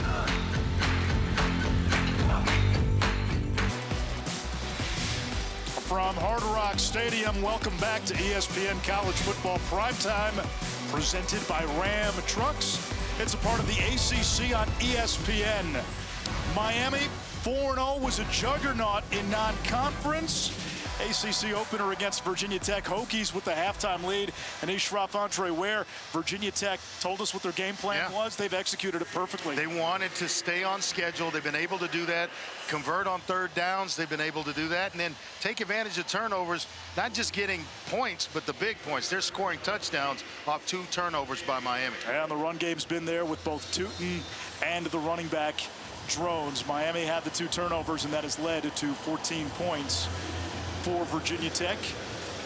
Hokies will receive the third quarter kickoff.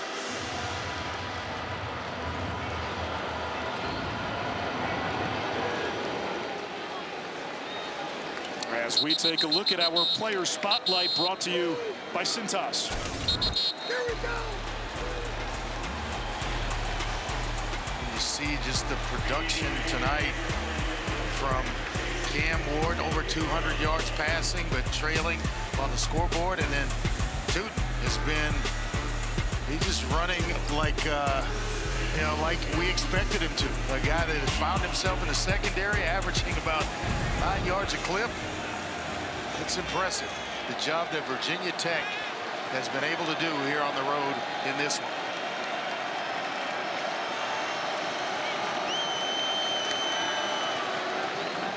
They feed Tootin, and he rams his way for a first down for Virginia Tech. Now north of 100 yards rushing for 4 straight games as we check in with Paul Carcaterra. Andre, you're talking out the Virginia Tech run game, and I just spoke to Brent Pry. He said he loved the way that his offensive line responded when Braylon Moore was out, their center. They had to shuffle some things around. 138 yards on the ground, and in the second quarter, he feels like they put Miami in a lot of scenarios, 3rd and long, and the pass rush was there. Miami into the backfield. Tootin will lose a couple on this play, 2nd down. Just tremendous penetration by Miami. They were anticipating run on 1st down, and a lot of guys around the line of scrimmage and making plays. Daryl Porter Jr. doing a nice job right there in the box to make that tackle.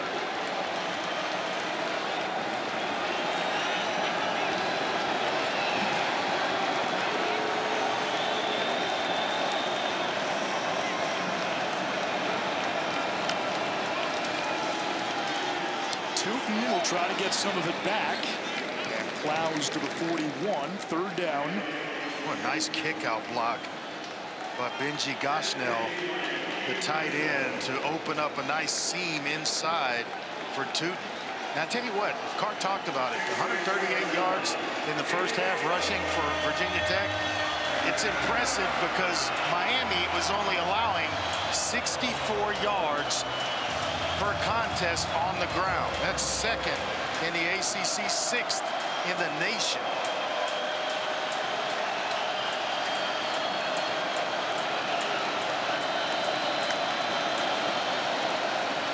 Quick throw, Gosnell the catch, turns it upfield. 1st down, Virginia Tech, back into Miami territory, flag down. A flag right back around the line of scrimmage. Defense number 9. Doesn't matter though. The penalties declined. Result of the play accepted. 1st down. Tyler Barron, the all-everything defensive end for the Hurricanes, but a nice block by the brother as well. They get it thrown out to Stephen Gosnell, but it's Benji, the tight end, who does just enough to get his brother up the field and holds a block for him to pick up the 1st down. Stephen Gosnell tore his ACL during the Military Bowl in December and was back on the field 8 months later. He is a sure-handed receiver that they love him on crossing routes. We have not seen much of Ali Jennings. He was in there earlier for Virginia Tech.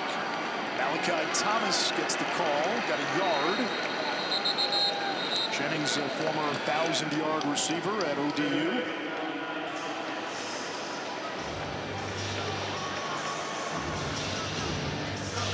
Got to stay on schedule here, so expect a short pass from Virginia Tech or another run Something in the running game to where they stay and get themselves to third and medium.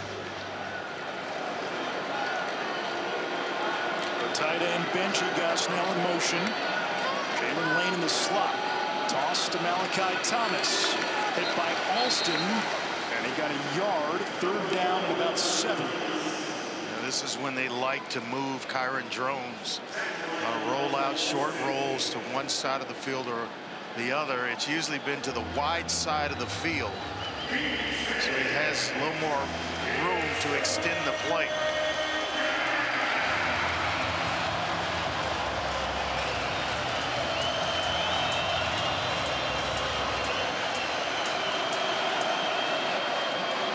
Drones rolling. Chased by Barron. Pumps. He's going to be short. 4th down.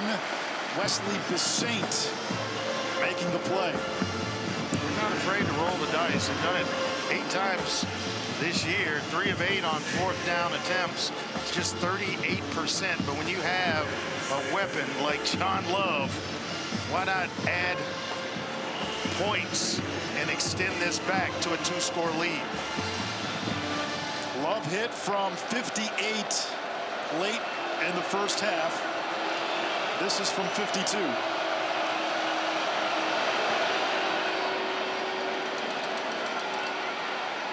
Why not? 2 for 2 from 50+ for John Love, who coming into the night had never made a field goal from beyond 50.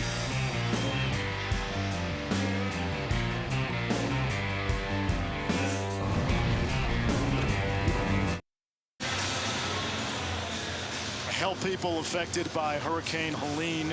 Donate at redcross.org/ESPN to help the Red Cross respond and help people recover. Parts of the country like Asheville, North Carolina, hit incredibly hard. We're thinking of all of them. Flooding, storm damage. Miami will have it at the 25-yard line, and Hurricanes have been playing from in front pretty much all season. This is the first time they go into the 3rd quarter trailing, but Andre, whatever Mario Cristobal has been saying at halftime this year, it's working. Something's got to give, though. When you talk about, when you look at Virginia Tech and where they are, and then obviously Miami, this is a huge quarter for them where they just flat out outscore opponents 59-3 in the 3rd quarter this season. They'll try to establish the run. Damian Martinez hammers across the 40 for a first down, a gain of 17. Clark. Mario Cristobal was an offensive lineman. He coached the position for so many years. He wants his team to establish a run game, protect Cam Ward better. Defensively, he told me moments ago, they need to wrap when they tackle Drones, the quarterback for Virginia Tech, and establish the trenches. It's all about the trenches with Cristobal. It's the way that he's recruited. And when we spoke to him this week, gentlemen, that's the difference in year 3. The 24-month plan was to establish the trenches. Yeah, that's how this team was built, Denise, from the inside out, the offense and defensive lines. The last thing that came was Cam Ward plugging in a quarterback to all of this.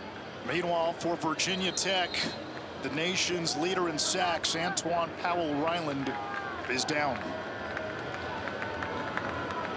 The more things change, the more they remain the same. Wilder goes back a century. It's like Ali and Frazier. You go take what belongs to you. Let me in.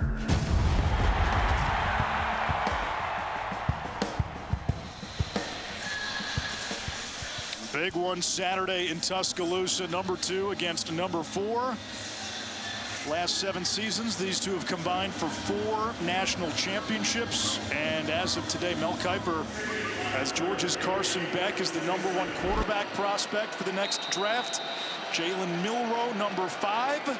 And at number 4, Miami's Cam Ward. That's going to change. Why do you say that? I don't agree with it off the cuff right away, and then You know, you start to see this young man play and some of the things he can do, he's going to jump up a lot of draft boards. They keep it on the ground. Wow. Stopped at the line of scrimmage by Spencer. It's third down, so 3 straight runs to begin this third quarter drive for Miami, trying to establish the line of scrimmage. And this Virginia Tech defensive line has held its own, and right now no Antoine Powell-Ryland on the field. He was helped off by the trainers during the commercial break. Burgos is in for him. Another excellent pass rusher for Virginia Tech. Pressure off the edge, quick throw, Restrepo on the slant, and then the yak. Well, this is off a blitz, but needs great recognition by Cam Ward and Restrepo. He's just going to turn and show the numbers once he's open on the outside. They pick up the blitz, sitting right there for his quarterback to deliver the football, and they are right in sync with one another. Restrepo last year 1,000 yards receiving. Just the 6th time a Miami wide receiver did that. Off play action. Ward can run, and he will. Listen up, I think, for just a little bit shy of the first down marker. No, he actually got there.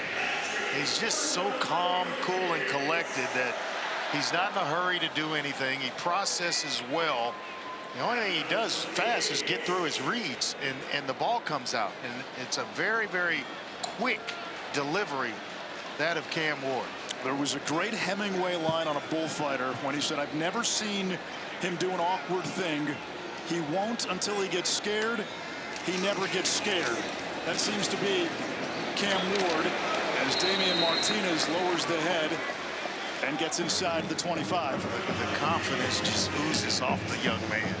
I know he's not afraid of anything. You got APR there, and he's going to the locker room. I initially thought it was just cramps. Maybe bad enough where he needs maybe an IV. That's a big loss. He leads the nation in sacks. 9.5 sacks a season ago. Ward downfield, tipped and picked. Spencer off the deflection. Spencer's got a convoy. Arroyo finally chased him down the tight end. Cam Ward had 2 interceptions coming into tonight's ball game. He has 2 tonight. They just peel back. Nice job by Dorian Strong. It gets tipped into the air. And then it's Spencer with the interception. Caleb Spencer, a Miami transfer. What a heck of an effort. And he didn't just try to, he wasn't satisfied with just the interception. He was trying to house that baby. Almost did. Yeah, if not for the effort of Arroyo, he might have been in the end zone. Virginia Tech has 2 touchdowns off of Miami's first 2 turnovers. Drones moving the pocket. Fires on the run. Incomplete. That's a ball that has to be caught by Gosnell. If you're coming to win, it's a tough catch, but it's a catch that has to be made. Gosnell is a dependable, sure-handed receiver. You're not going to see him drop many. But boy, that's one that he's going to kick himself over even if they win this game.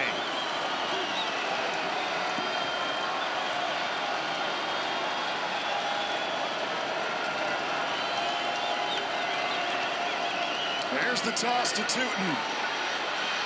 Now that play has been working all night, really all season for Virginia Tech. That little quick pitch, I mean, it gets you outside, and all you need is just somewhat of a get in the way block so that he can turn the corner or get himself up the field. And they've done one heck of a job with that play and getting it blocked up just right for Tootin. 3 to go on 3rd down.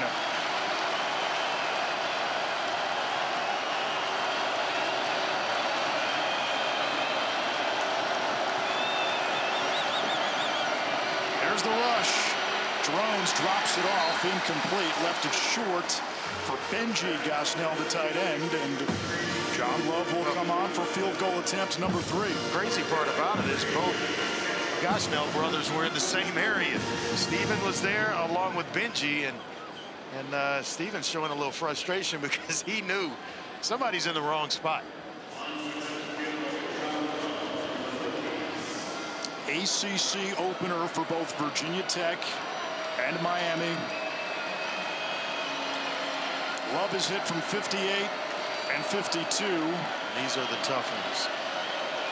From 27. They try to fake. Harrison St. Germain tackled, and Miami takes over.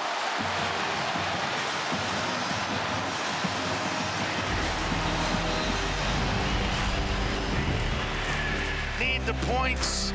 You're trying to extend a drive. Miami, you're not fooling them. It's going to be their ball on the other side.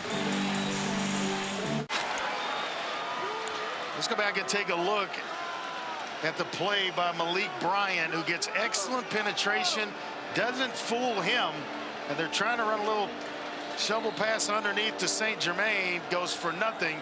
My question, Anish, why not just kick the field goal? Well, you had the turnover. Now you've given Miami some momentum back. Fletcher gets the call on first down. Exactly right. I mean, you kick it. You extend the lead to 30-17, and just it's a little bit more pressure that Miami feels right now. Well, they're feeling pretty good about themselves after that stop. Ward boomerangs it, and he's got an open man. That's Jacoby George. You imagine part of the thinking was it remains a 2-score game with a field goal. You get all that, but you've got Miami on the ropes right now. Yeah.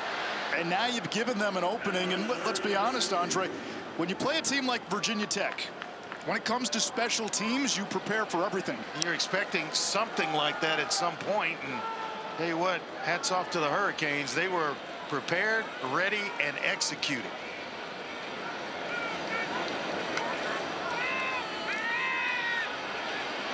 Time for Ward.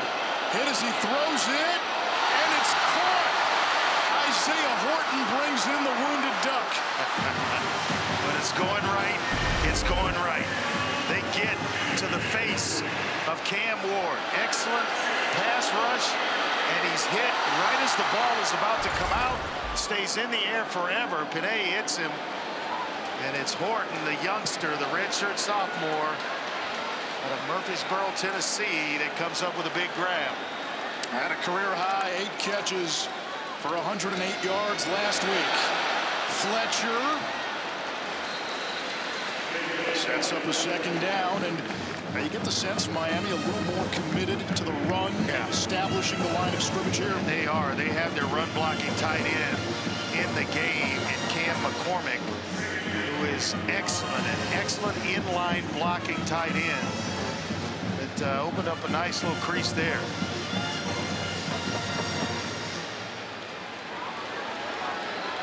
And as I say that, Arroyo's back in the game. There's the speedy Chris Johnson. He's got blockers in front. Elite world-class speed, feathers the sideline before he's pushed out.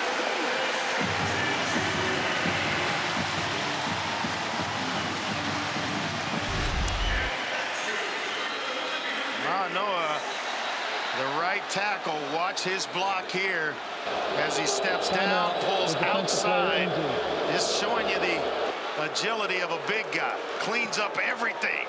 Hey, I got you. Trust the block. Young fella, come on behind me. What a block. And they just praise this young true sophomore that they have at right tackle. He got one block. Yeah, he got one block and was looking for a second one down the field. Who did Mario Cristobal compare him to? Penei Sewell, the best, one of the best in the business on the next level. He has next level talent. The young man, number 61. Oh, I know him. Meanwhile, an injured player for Virginia Tech. Dorian Strong One of their top corners was down.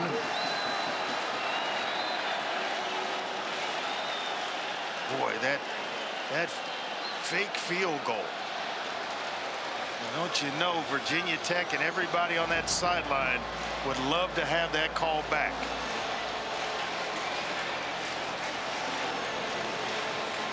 Because it has ignited this Miami sideline. Jalen Jones also down, so two members of that defensive backfield. A strong 44 went down. Jones, a converted wide receiver from Thomas Jefferson High School in Richmond. First player from his high school to sign with a Power 5 team since 1974. He's finally helped up. Good to see him up. I was hoping to see APR. You want to see these teams play one another when both are at full speed, full strength, I'm sorry. Miami's run game has been activated in the third quarter. Strong and Jones on the sideline.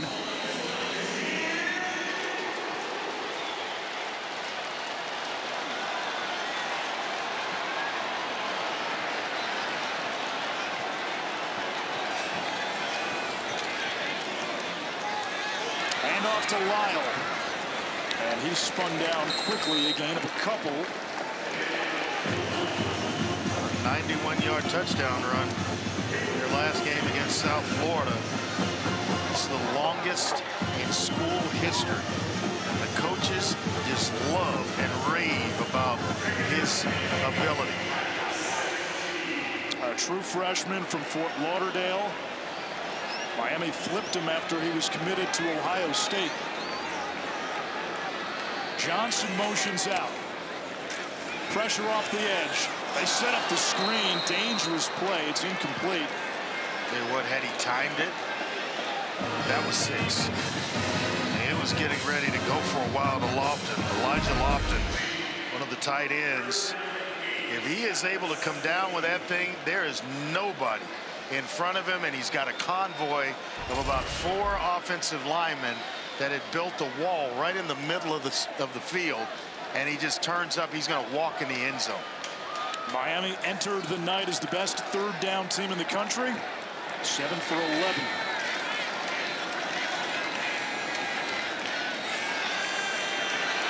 Ward steps up, tucks, runs, touchdown Miami.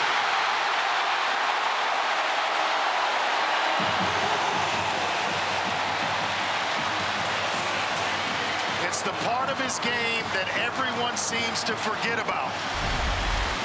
You get so captivated by his calmness and his ability to throw from the pocket that you forget he can do things like this when he pulls it down. It's a tough run, breaking a tackle, taking on a defender right before you go into the end zone.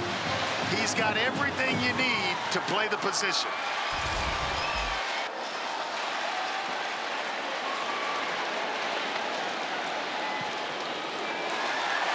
Think of the wild pendulum swings we've had. Miami driving. Spencer, the former Hurricane, gets the pick. Returns it 80 yards. Virginia Tech sets up for a field goal. They try a fake. It's stopped. Miami gets the ball back, marches right down the field and scores. That's a 10-point swing. Third quarter rushing for Miami, 89 yards in just the third quarter. Can they run the football? Absolutely. Aerial coverage provided by Goodyear. Winning is easier when you're road game ready. Are you ready for the road? Goodyear more driven. It has been loud tonight at Hard Rock Stadium. Well, you got the mascot right in the middle of the field, getting this crowd. Oh, he's getting them riled up.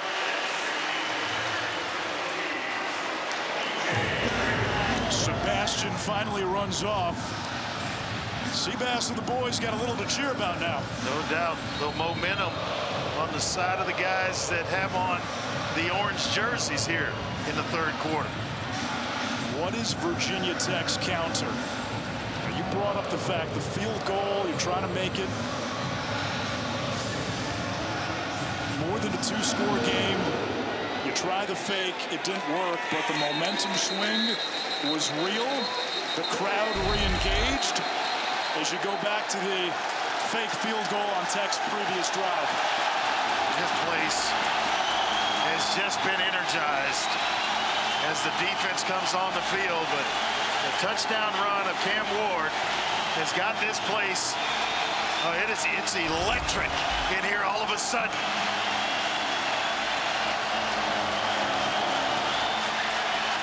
Over the last 20 years, there have been a lot of false flags proclaiming the U is back. Oh, I think they are starting to look like Miami should look.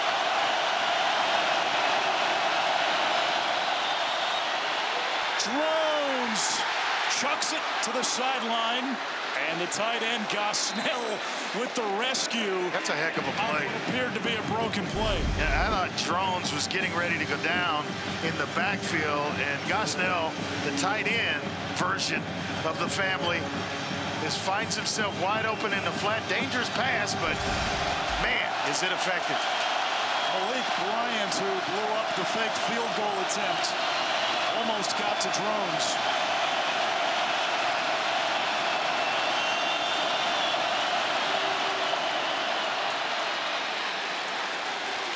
First down run for Tootin. And you ask, what does Virginia Tech need to do? Exactly what they're doing.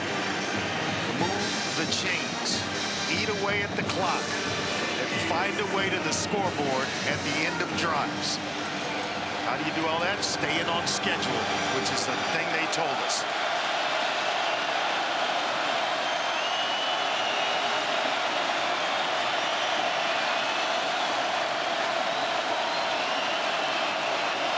Hadn't had to deal with this crowd noise much of the game.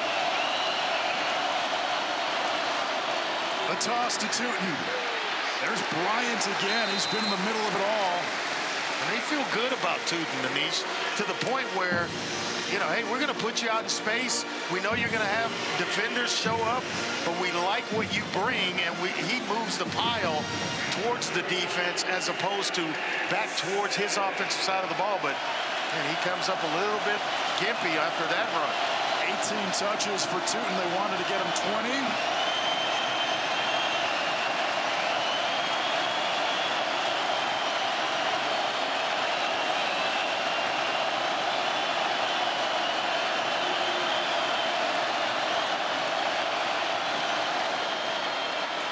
BJ Prelo breaking free. Legacy player at Virginia Tech. Down the sideline, reaching. Wow, for 6, but hold on. A flag back at the line of scrimmage. I think it's going to be against Caden Moore, who is saying, no, I didn't, but that yellow flag says, yes, you did. Number 68. 10-yard penalty. Who plays second down?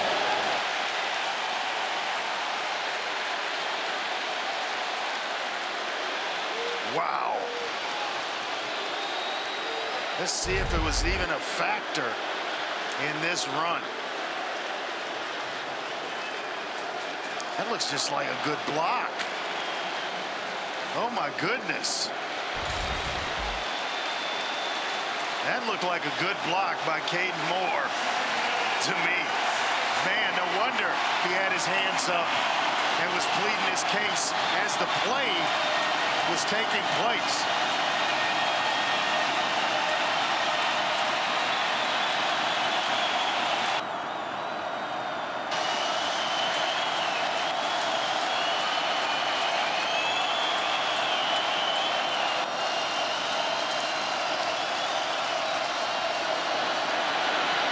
Drones, shot play. Incomplete. Frederic and I thought a flag should come out. He got, yanked. There's a flag. Yeah, he got yanked at the point he's trying to go back and make a play on the football. Just can't do it. The line judge from way back is the one that throws the flag. And I thought rightfully so.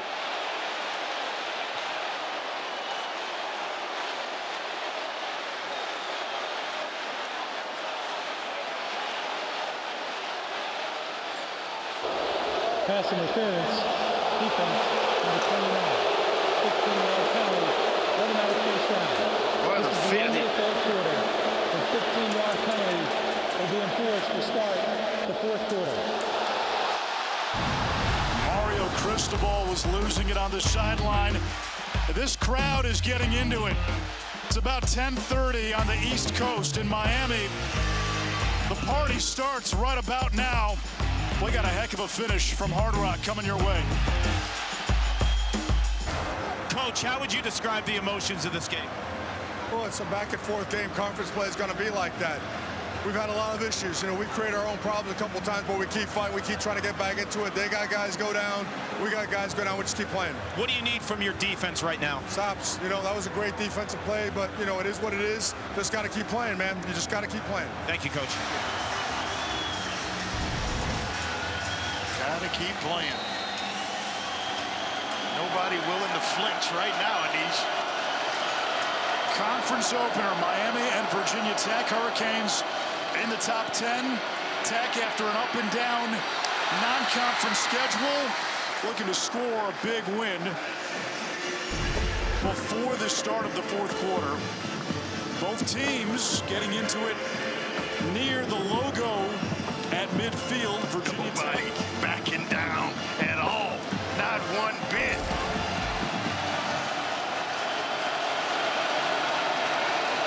Oh, love it. On a Friday night, my friend.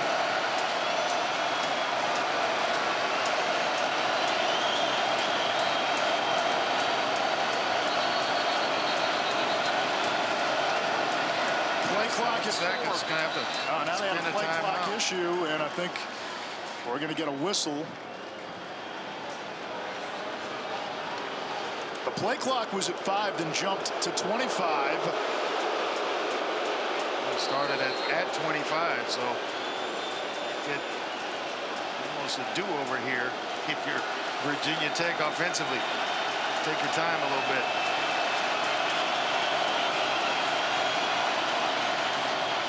Tootin up the middle. Another big run, 16 more. Tootin's up to 136 on the ground. The Saint, one of the linebackers, he's on the second, third level as he's trying to run down Tootin. This is just what the doctor ordered if you're a Virginia Tech fan. Eat the clock, long drives, convert, stay on schedule.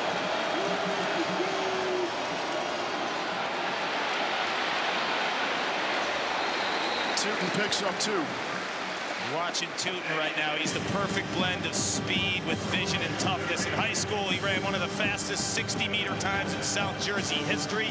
He also wrestled growing up and taught him balance and leverage, but more importantly, Andre, we love wrestlers, man. No point-in-the-finger mentality, because it's one-on-one, it's old school, and rarely do you see the smaller running back, the wrestler. It's always these big linemen, but Tootin got it done on the mat. Yeah, he hadn't been lined up much tonight, Clark. He's making guys miss. They think they have him in their eyesight, and then all of a sudden he's through them into the next guy. There's the blitz. Drone stands in, completes. Lane giving Tech a red zone chance. What a response to a beautiful Miami drive. Virginia Tech putting one of their own together, mixing the run with the pass brilliantly. Quarterback, maybe quarterback draw right here, Anish. A screen to Tootin. And he is tackled from behind by Alston. They love to empty things out and then let Kyron Drones run a quarterback draw. He's so big and physical. When he gets down here inside the red zone, you better make sure that you wrap up number 1. He can run out of tackles. Clark was telling us just how big he is in his lower body during one of the breaks. That allows you to break tackles and continue runs, I'm sorry. 6'2", 230. Houston kid. Cousins with Cam Ward. Started at Baylor. Led Virginia Tech to a 5-2 finish last year. Play clock at 1. spend the timeout so they don't get the 5-yard penalty. Timeout. Virginia Tech. Their first timeout of the half. Full media timeout. You can feel the tension at Hard Rock Stadium. Two old rivals and the ACC opener. A game decided by 3.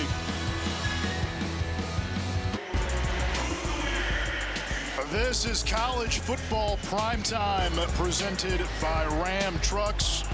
Another Friday night thriller.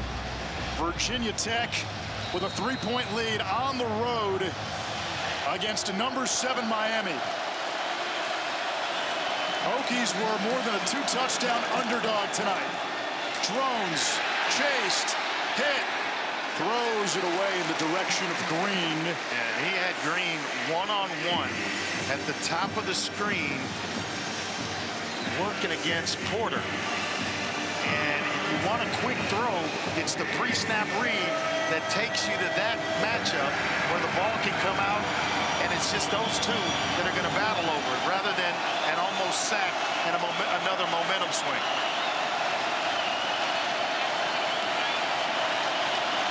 He's got the same matchup again.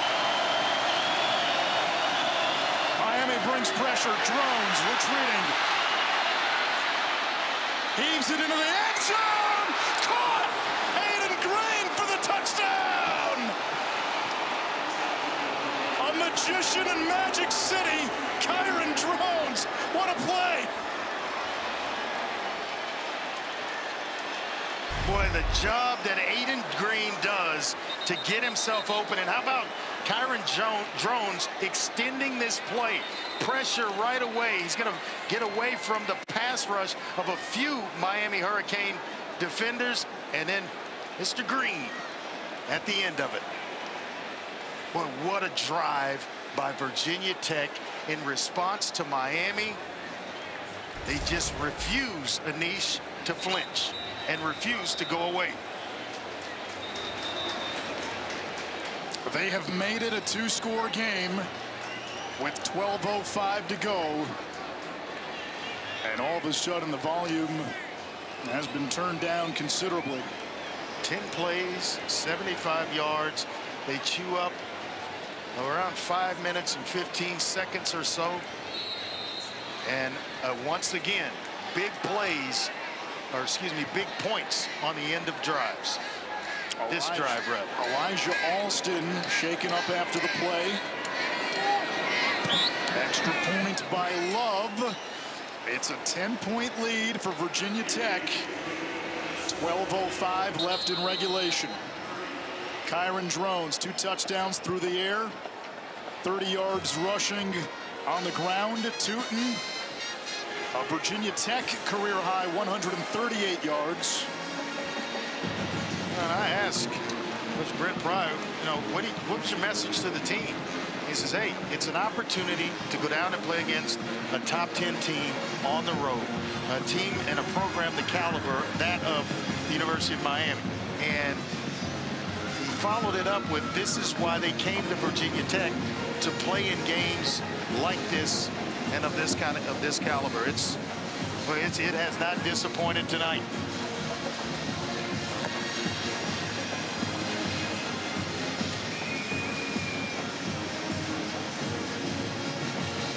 Virginia Tech has had a counterpunch. They've taken advantage of 3 Miami turnovers. They're sitting in the middle of the ring, just throwing punches at each other, and no one will back up.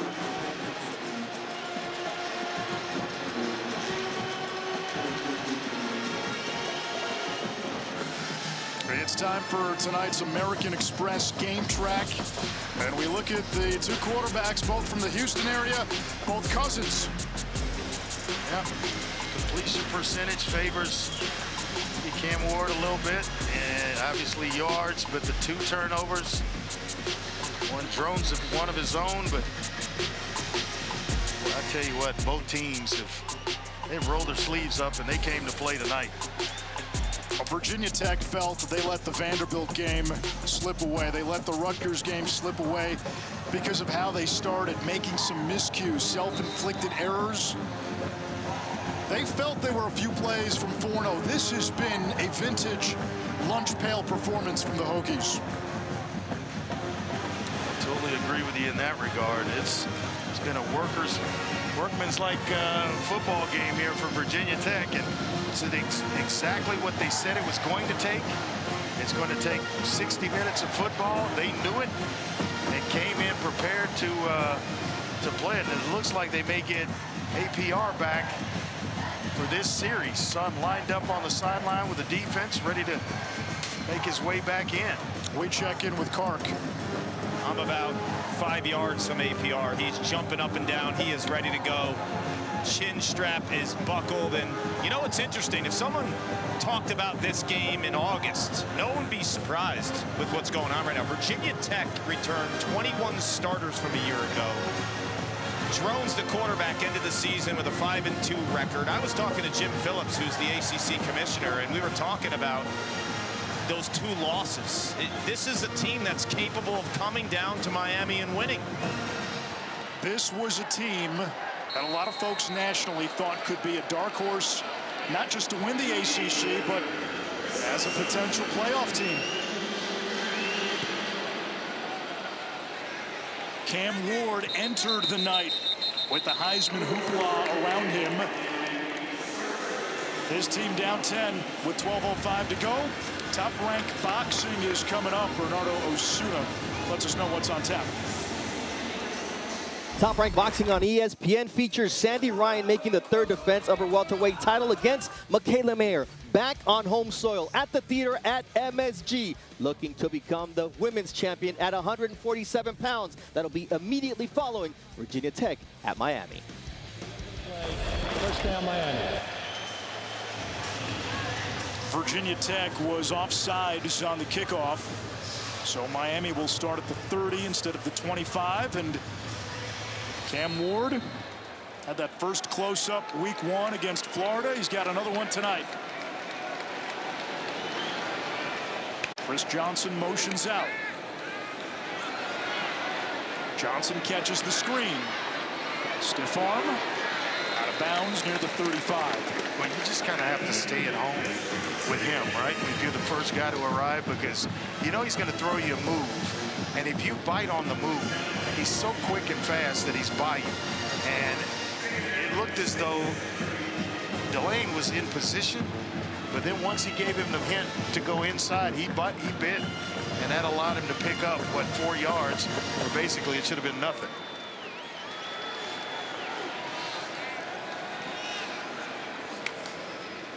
Woodson blitzing. Ward stands in, and Woodson affected the throw. It's 3rd down. Totally affected the throw. They bring Woodson off the edge. He's right into the face of Cam Ward immediately.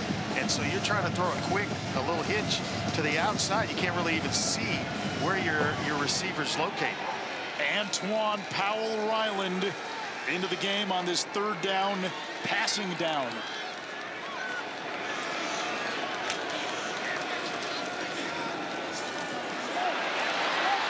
Ward will run for the first down, gives himself up at the 43. Just the ability to make plays with his legs, and he's going to utilize everything in the toy box right now, trying to will his team back in this game. Not much for Damian Martinez. Nice and late. That's going at it. Woodson going at it with maybe Arroyo, the tight end, all the way through the whistle.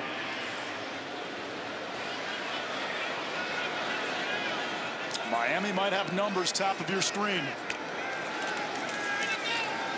Ward up the middle, a strike.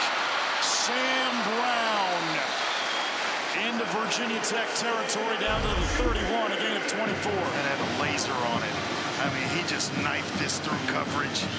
You know, forget about the next window. I'm going to take the first one, and right behind the linebacker's ear, that ball went buzzing. What a throw. Martinez pinballs. And then using that physicality, 6 foot 230, gain of 6.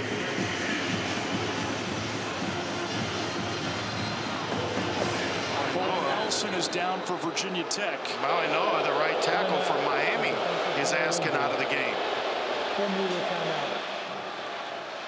We step aside, 9:53 left. ESPN's Primetime College Football is presented by Ram Trucks, built to serve.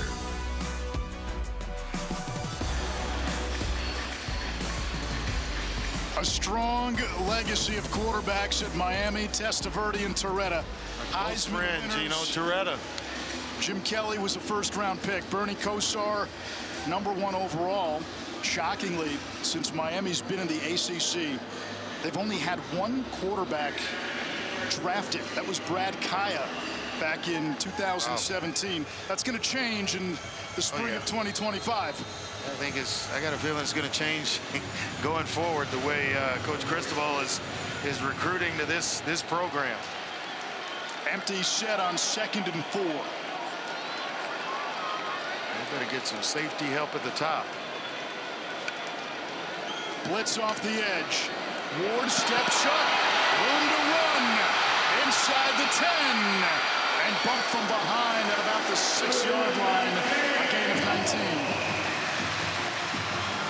This is a critical time for Virginia Tech's defense. We saw Cole Nelson exit the game with cramps. The humidity right now, 86% up in Blacksburg in the mountains. Brent Pride told me they get the heat in the summer, but not the humidity of South Florida. I see guys with hands on the hips and emptying the tank.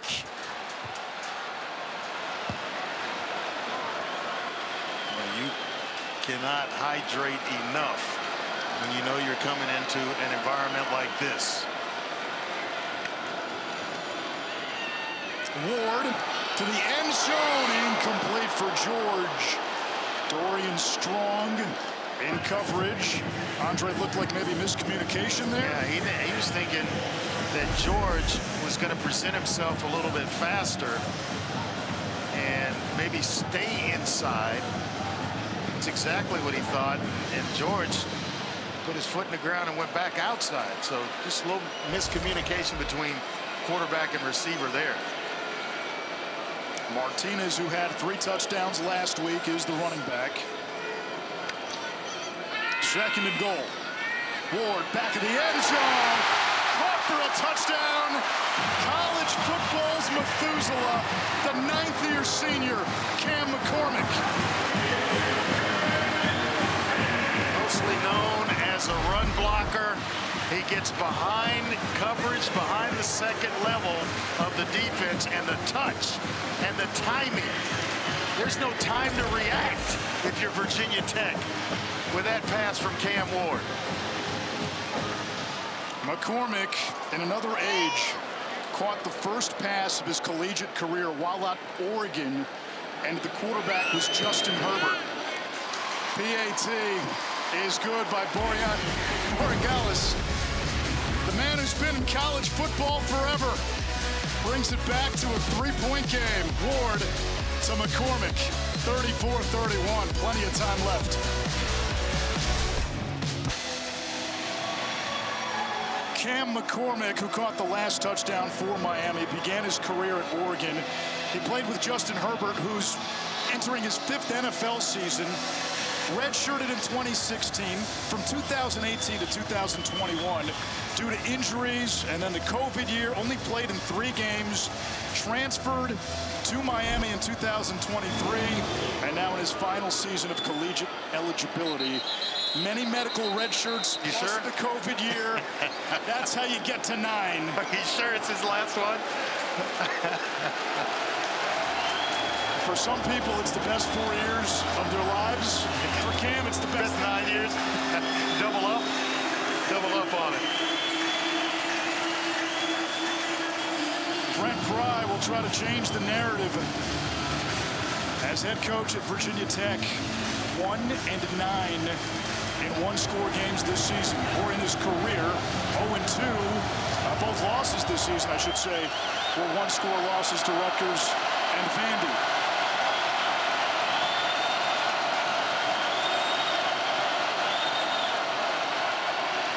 Drones threw it behind Lane. Paul. Expect a heavy dose of the run game from Virginia Tech, 190 yards on the ground. And Miami is now without two starters on the defensive line, Simeon Barrow Jr. and Elijah Alston. Barrow has not returned since the second quarter, and moments ago we saw Elijah Alston exit. Anish, if I could go to college for 15 years, I would. I'd take a redo.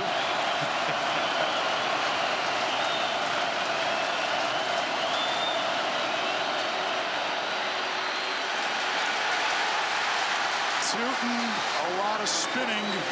He gets a couple. It's third down and long. And you got a point on that D-line. Ruben Bain still out since game one. Yeah. And you kind of knew they were going to run the football on second down because they're off schedule after the incompletion on first down. So I would move Jerome. He is better on the move than he is from the pocket. He has been certainly that way tonight. Here's the blitz. Pass is tipped. Incomplete.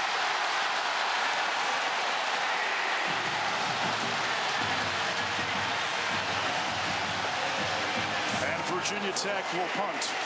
A lot of time on this clock. I'm just surprised. Really surprised, Anish, at that first down call that they didn't go to Tootin in some aspect to just get him the ball quickly, whether it's a run or just a quick flip, shovel pass, whatever. They chose to go essentially drop back with drones, and that's not his strong suit. Ray Joseph waits inside his own 30, comes up to the 35, and down he goes at about the 40. Another Monday night, another doubleheader. 0-3 Tennessee taking on Miami. Tyler Huntley is expected to be the Dolphins starter. Injuries to Tua and Skylar Thompson. And then 3-0 Seattle rolls into 2-1 Detroit. Lions, popular preseason pick to come out of the NFC.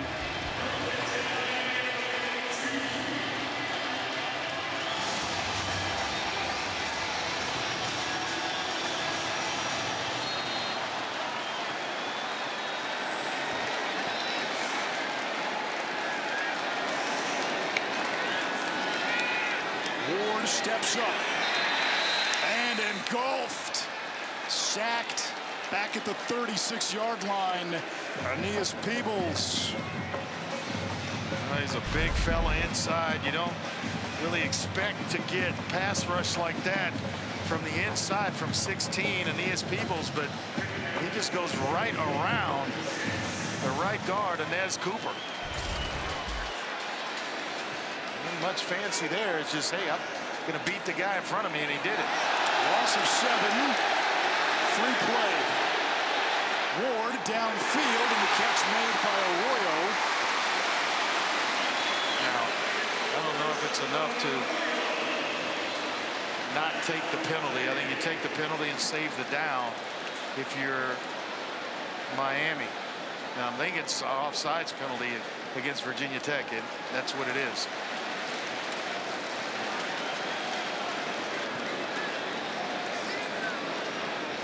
I think you're looking at 2nd and 12 versus 3rd and maybe 7. Right. Offside defense, number 91. 5-yard penalty. Replay second down. And that's faith in Cam Ward. No doubt about it. You've got the experience of Cam Ward, a senior quarterback, and you get a do-over on 2nd down, but 5 yards. There's no doubt about it. You get it to 3rd and medium. Feel pretty good about it, and you dare not play man-to-man because that's where he's torching Virginia Tech's defense. When they go man-to-man and he's able to break through the pass rush, there's nobody there because they're running with receivers. Ward has been dangerous with his feet as well. 290 through the air, 57 on the ground. He's Miami's leading rusher. Quick throw, Jacoby George, stutter step across midfield, and it's going to set up a 3rd and 1. He just has the body language of a U receiver, doesn't he? I mean, you just love watching Jacoby George play football. Talented young player. Plantation has that stop and start ability that all the good ones that have played here have had. Now the center, Zach Carpenter, hobbling a bit after the play. He stays in. A couple of extra tight ends.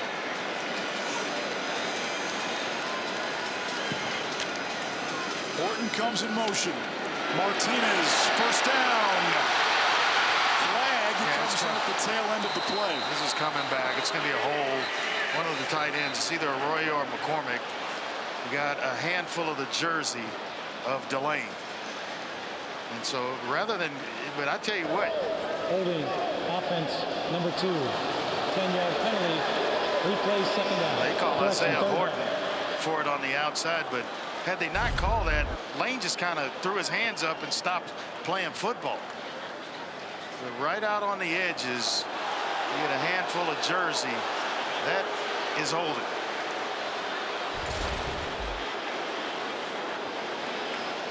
But you've got to play no matter what. You don't know if a flag's coming.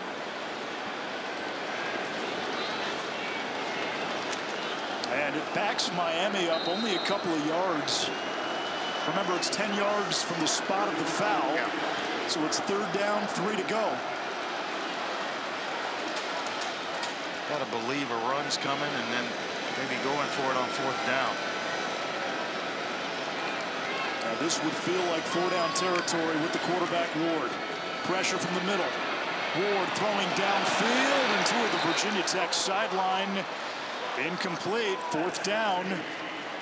He kind of knew it, just kind of waved it off and like, hey, turn the page, let's get to the next one.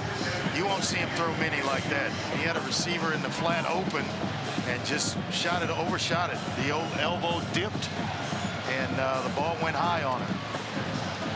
300 yards passing for Ward. He has now done that in every game this season and for the 33rd time in his career.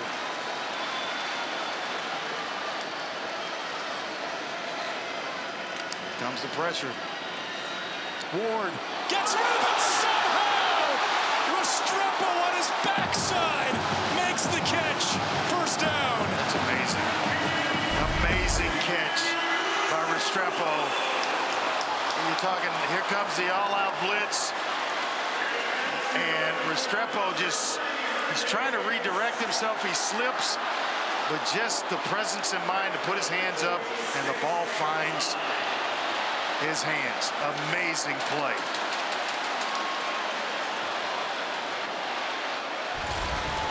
They needed 3. They got 4. 4th down conversion. Low snap. Ward able to give it off to Martinez. He's still going to pick up yards. He trucks to the 41-yard line, a gain of 5. Now, how big was that hole for them the center to dribble it back to Cam Ward? He's got to now pick it up. The timing's totally off. That's why you just got to play. And Delane is one of the defenders down for Virginia Tech right now in the crowd, kind of giving it to him.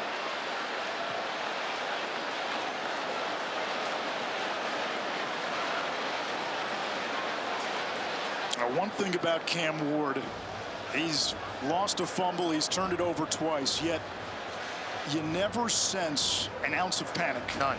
None whatsoever. And the good ones, that's how they play the game.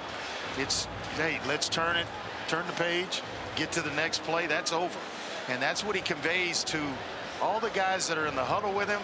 Not only them, but the guys on defense. If you watch the defense make a play, the first guy congratulating the defense for that is Cam Ward. His confidence, his swagger, the coaching staff felt that was a missing element to this Miami program. Aerial coverage provided by Goodyear, ready for every challenge the road game may bring. Goodyear more driven as Delane gets helped off the field. He and Strong form one of the better cornerback tandems in the ACC. What a game. What a game. And they're going to bring in Dante Lovett, who's played a lot in this game, giving Delane and Strong a break here and there, playing in the nickel spot, and he used him as a blitzer as well, but now he's primarily on the outside. And he's matched up with Sam Brown, who can get deep. Yes, he can get deep, and that's where I'm going if I'm Cam Ward. He just entered the game. That's where I'm going, to that matchup at the bottom. Right here. No safety help in the middle. The safety's over in the middle. You got all the sideline you want. Martinez gets the call. A couple, it's third down. Paul? You guys are talking about the calmness of Cam Ward, and Andre, you'll like this. He told me coming from a wing T offense in high school, it made him a student of the game. He was required to know the position inside out, making sure he's ready for anything that's thrown his way. And I know part of your journey too, wing T quarterback. Yep. Everyone had their doubts. You buckle down, you learn the position for moments like this.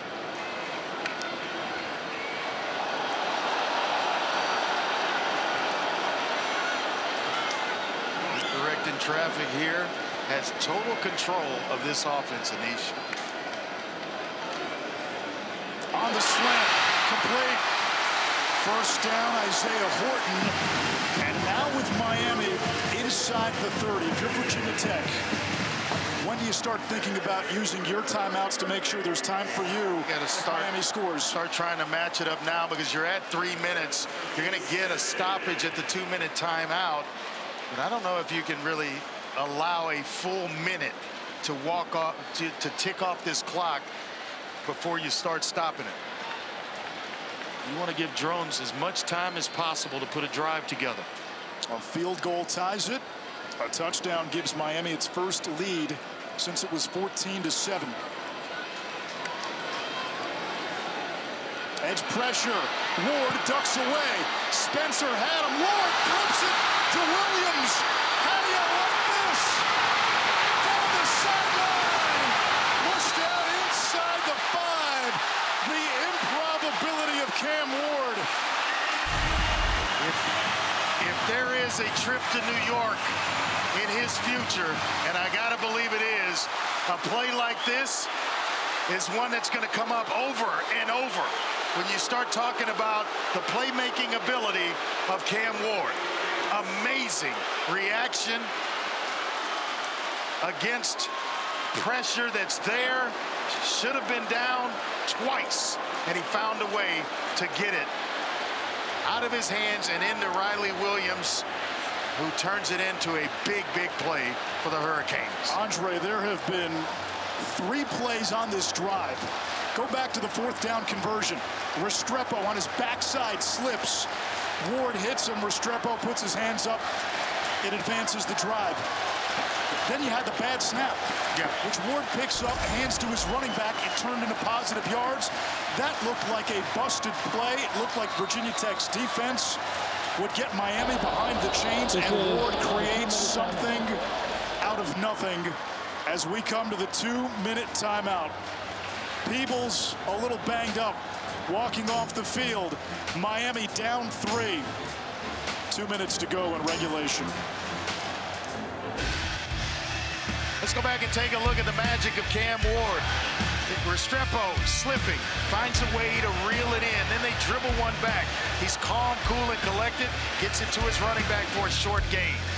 And then when everybody thought he was going to be sacked, wrapped up, the calmness to flip it to Riley Williams to get him down inside the 5-yard line. When you have a guy like Cam Ward, you're never out of a game, you're never out of a play. You just keep playing, and the magic finds a way to show up. All that happened on this drive. A 1st and goal.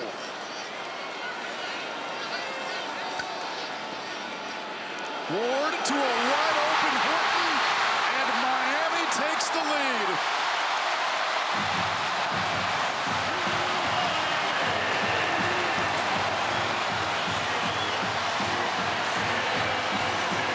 The quickness in which the ball comes out of his hand, the delivery. Oh, it's so quick that defenders cannot even react to it. Off play action, and then it's get the ball out as quickly as you can and with accuracy. Horton, the young redshirt sophomore, cleaning up tonight as Cam Ward's thrown now his 4th touchdown pass. And this field goal is big. It means Virginia Tech, this extra point rather, it's good, which means Virginia Tech needs a touchdown. Well, wing T quarterbacks aren't that bad when you let them sling it. Well, the other quarterback from Houston will have the final say. 1:57 to go. Eternity with 3 timeouts in his back pocket. Kyron Drones has done it with his legs and his arm. Yes, he has. Keeping his eyes down the field, finding receivers, making Miami pay early in this game for turning the ball over, but throwing blocks. I mean, you've had just about everything you wanted to see out of this quarterback matchup. It's been spectacular on both sidelines. Drones and Ward, the 2 relatives going at it on a Friday night. Couple of cousins, both from the Houston area. And Ashraf with Houston area native Andre Ware, former Heisman Trophy winner Andre Ware. Paul Carcaterra down on the sideline. You mean Ware, right? Andre Ware. See, Carr called you Andre Ward earlier in the week, and with Cam Ward, the way he's playing was bound to happen once. Just don't hit me like Andre. Oh, let me tell you something. I'll tell you a quick story. I've gotten calls thinking I was Andre, and they were in the middle of talking contracts. And I'm like, hold up, you mean Andre Ward, the boxer, right? Oh, I'm so sorry. So, trust me, it's happened plenty of times. Heisman Trophy winner Andre Ware.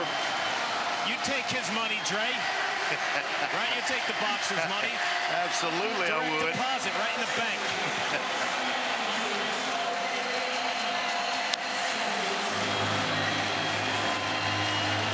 Virginia Tech football. This place is electric. Got to find a way to get it to Tootin and let him play.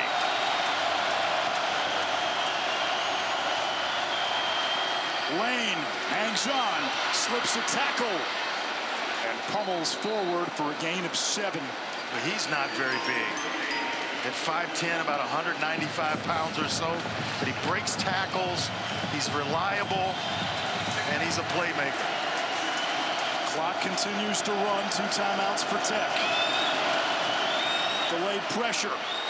Throw to the far side. That is caught. It's Stephen Gosnell. Porter in coverage. A first down that momentarily stops the clock. Stop it. Get everybody in place, and they will wind this baby as they have.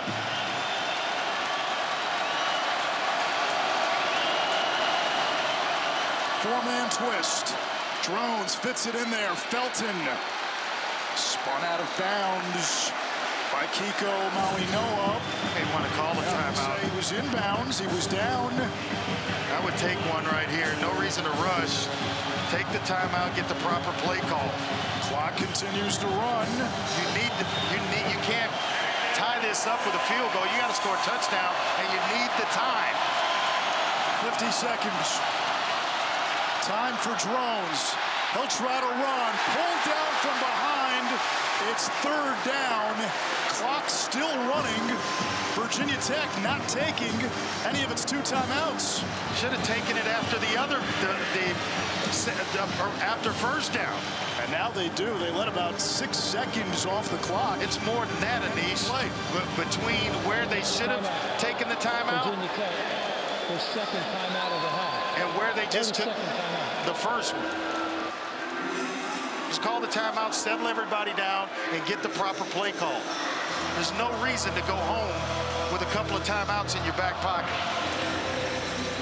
Since taking over as head coach of Virginia Tech, Brent Pry is 1-9 in 1-score games. That's where you turn the corner as a program. When you start to win those, then you know you're pointed in the right direction. I just can't believe the amount of time we're well over, probably at a minute or so. After that first down play, a timeout should have been taken. It's not like you're looking to go kick a field goal. You got to get in the end zone. You need as many plays as you possibly can to do it.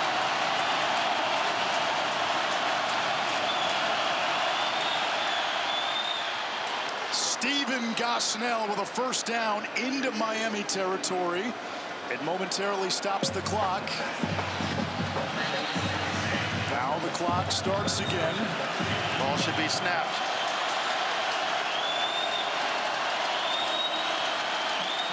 Drones dancing around, hit by Bryant, able to get it to Tootin, who spins out of bounds.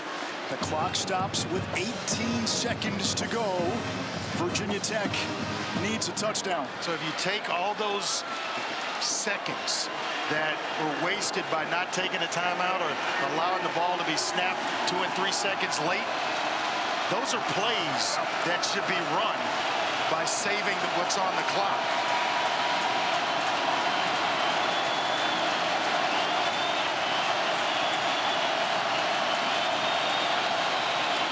And Virginia Tech, oh, it's Miami. Initially, the officials signaled that Virginia Tech had called a timeout. It's Miami who calls a timeout.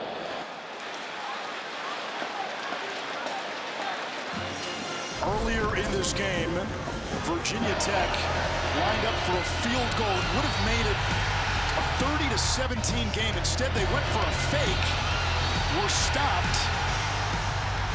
Miami got the ball, went down and scored. Had Virginia Tech kicked that field goal, you're in a situation right now. Totally different situation where you want the clock running. You're just trying to get to field goal range. And then you have that happen and put all the pressure on Miami to have to stop you. But when you went for that fake, it didn't work out. You find yourself in this situation, things totally have to speed up. And it wasn't just that the play was stuffed. There was a very real momentum swing. Oh, there's no doubt about it. And they went, the Hurricanes went right down the field.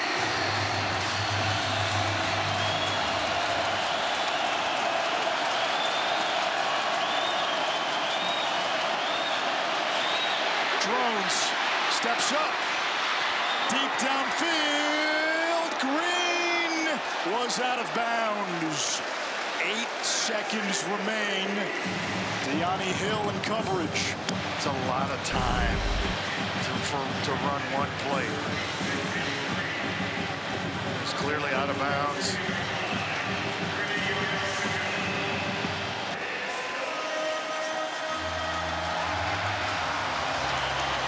He had someone open on the right flats to his right. That's where you go with the football, allow him to get out of bounds and pick up the first down. But when you spend that much time, you are limiting yourself to basically a Hail Mary. Miami calls a timeout. All right, Andre, Virginia Tech still has the one timeout. You've got 8 seconds. Do you think about something that gets you a little closer? Are you thinking 2 plays here? You can, because you can hit something to pick up the first down and then get yourself down. That's going to stop it temporarily, or you can go ahead and elect to call the timeout as well. I just think back to all the time that's been wasted when you didn't call the timeout, which is why you have one still in your back pocket right now.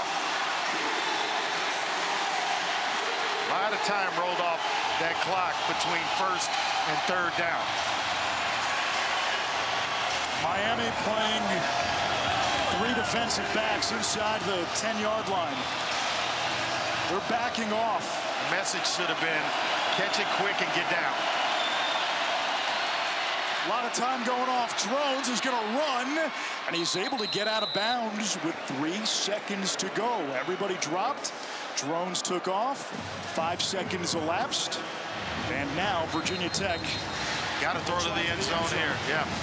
You're hoping they're going to take their final timeout to get things lined up.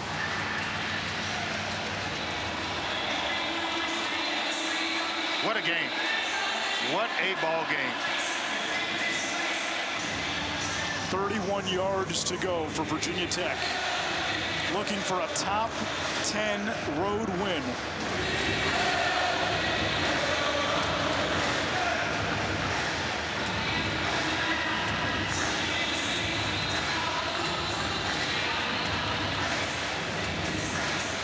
Top Rank Boxing follows us.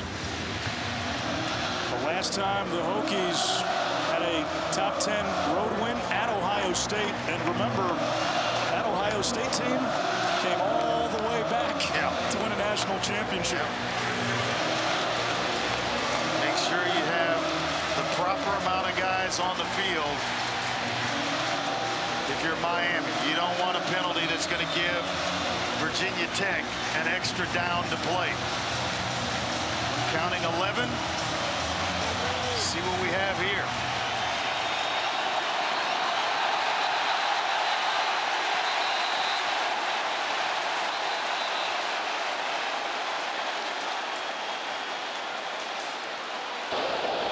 There's no foul in the play. Timeout was called by Miami. Miami uses its final timeout. You want to talk about playing big when the game is on the line? Cam Ward in the fourth quarter alone, 8 of 11 for 88 yards and 2 touchdown passes. Brought his team all the way back. He put a few plays on the Heisman reel tonight. For more post-game coverage of this game, ACC Network has you at the conclusion of Miami, Virginia Tech. Reaction. We'll hear from the coaches, players. Once again, you go through that count. How many do we have on the field? Counting 11 for Miami.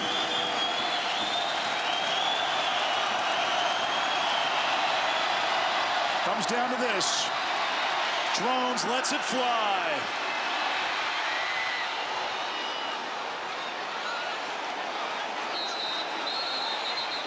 They're sorting through the carnage. Miami has it. Well, Virginia Tech has it. How do you like that? Virginia Tech. They roll it a touchdown on the game's final play. On the field, both teams back to the bench. The game is not over. Both teams back to the bench, please. The game is not over. The previous play is under further review. I think they're rolling it. Fans know it. I think they're rolling that Jalen Lane came down with this. And remember, the ruling on the field is a touchdown catch. Boy, it is hard to see who's got the ball in that mass of humanity. The crowd erupted. It looked like Miami had it. This might be the look. The game is not over. Teams back to the benches. Coaches, please back to the benches. A fitting ending, a chaotic ending. Remember, this football game. The ruling on the field was a touchdown. It was a touchdown. I'm not seeing the ball. And it looked as though... So that means there is nothing to overturn the call. Let's bring in Matt Austin, our rules expert. Matt, we didn't expect to have the final play in question. Touchdown, not a touchdown. It matters. They're saying Felton came up with this. Well, and he's in bounds, Matt. Now, did he survive? Did he survive the ground there? The ball pops out at the very end. Yeah, what they've got to determine is was there ever full control of the receiver and then as the ball was bouncing around, came down inbounds in the end zone. The result of the play is a touchdown. The previous play is under further review. Virginia Tech erupts. They're going to look at this, and let's get the clarification here from Matt Austin.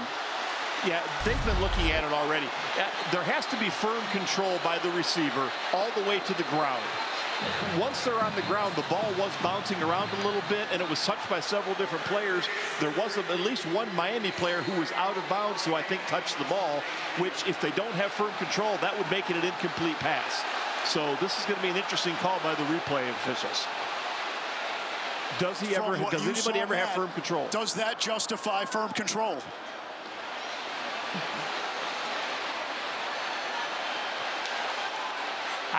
Matt, do you see firm control? Not in my opinion, because as he hits the ground, the ball is still moving around. But again, is it clear and obvious to overturn?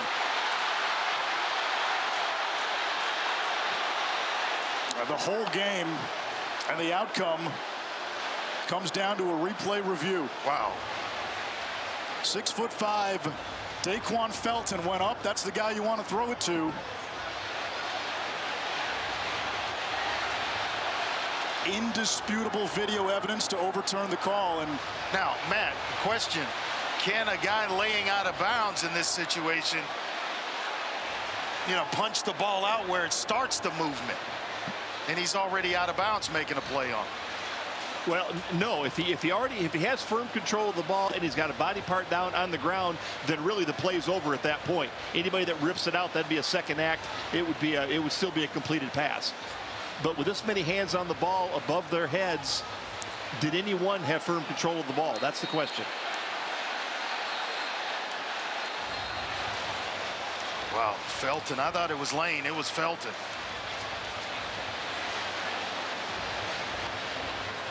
You saw Miami rip the ball out at the end. The crowd roared.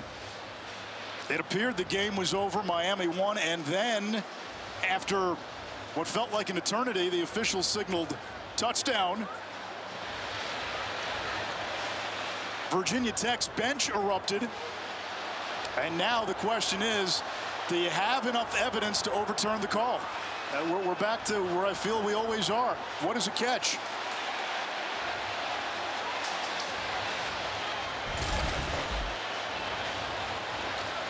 Just don't see enough to overturn it. And the call, remember, the call on the field was a touchdown.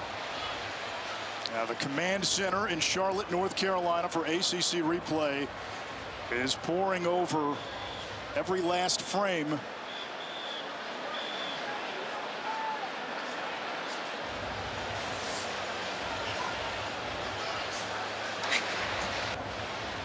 Everyone at Hard Rock Stadium holding their breath.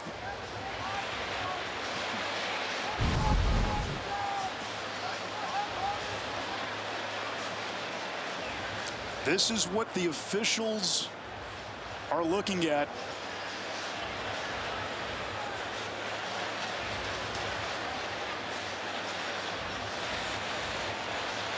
I just don't see enough to overturn it. And Matt, I want to come back to you because you said, hey, I don't think this is firm control. But is it enough of a conviction in that to overturn the call? That's exactly it. Thinking doesn't matter. It's what you have video evidence with. And as you said before, the ruling on the field is paramount. They ruled a touchdown. I don't see anything clear and obvious to overturn.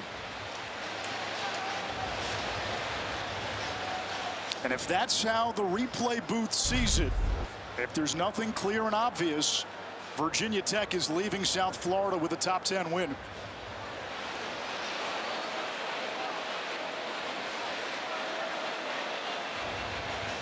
What an incredible finish.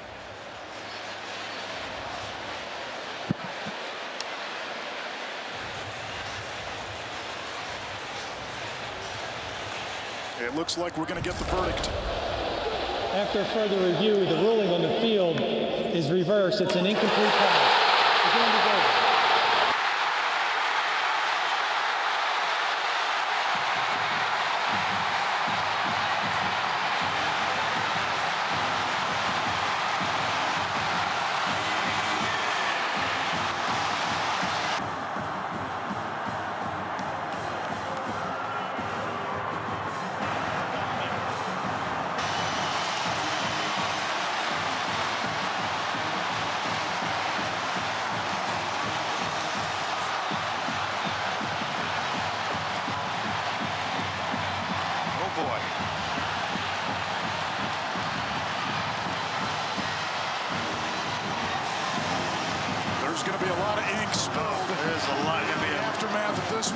Conversations about that, because I just don't know where you see it on the replay to reverse the call on the field, and had it been called incomplete, can see it that way. I just thought the ruling, whatever was called on the field, should stand.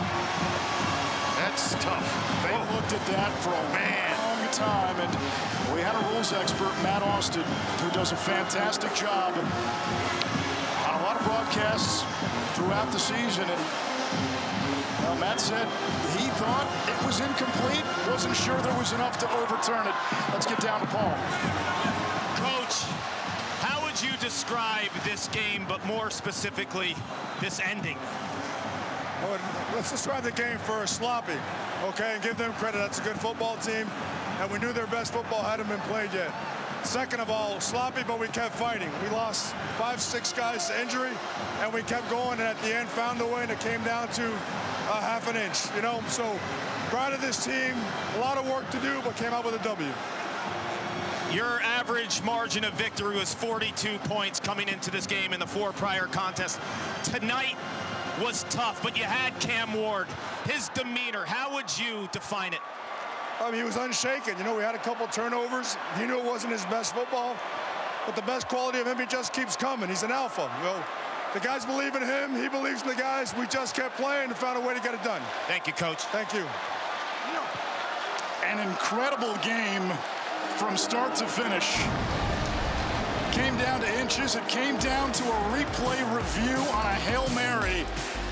Miami is 5-0.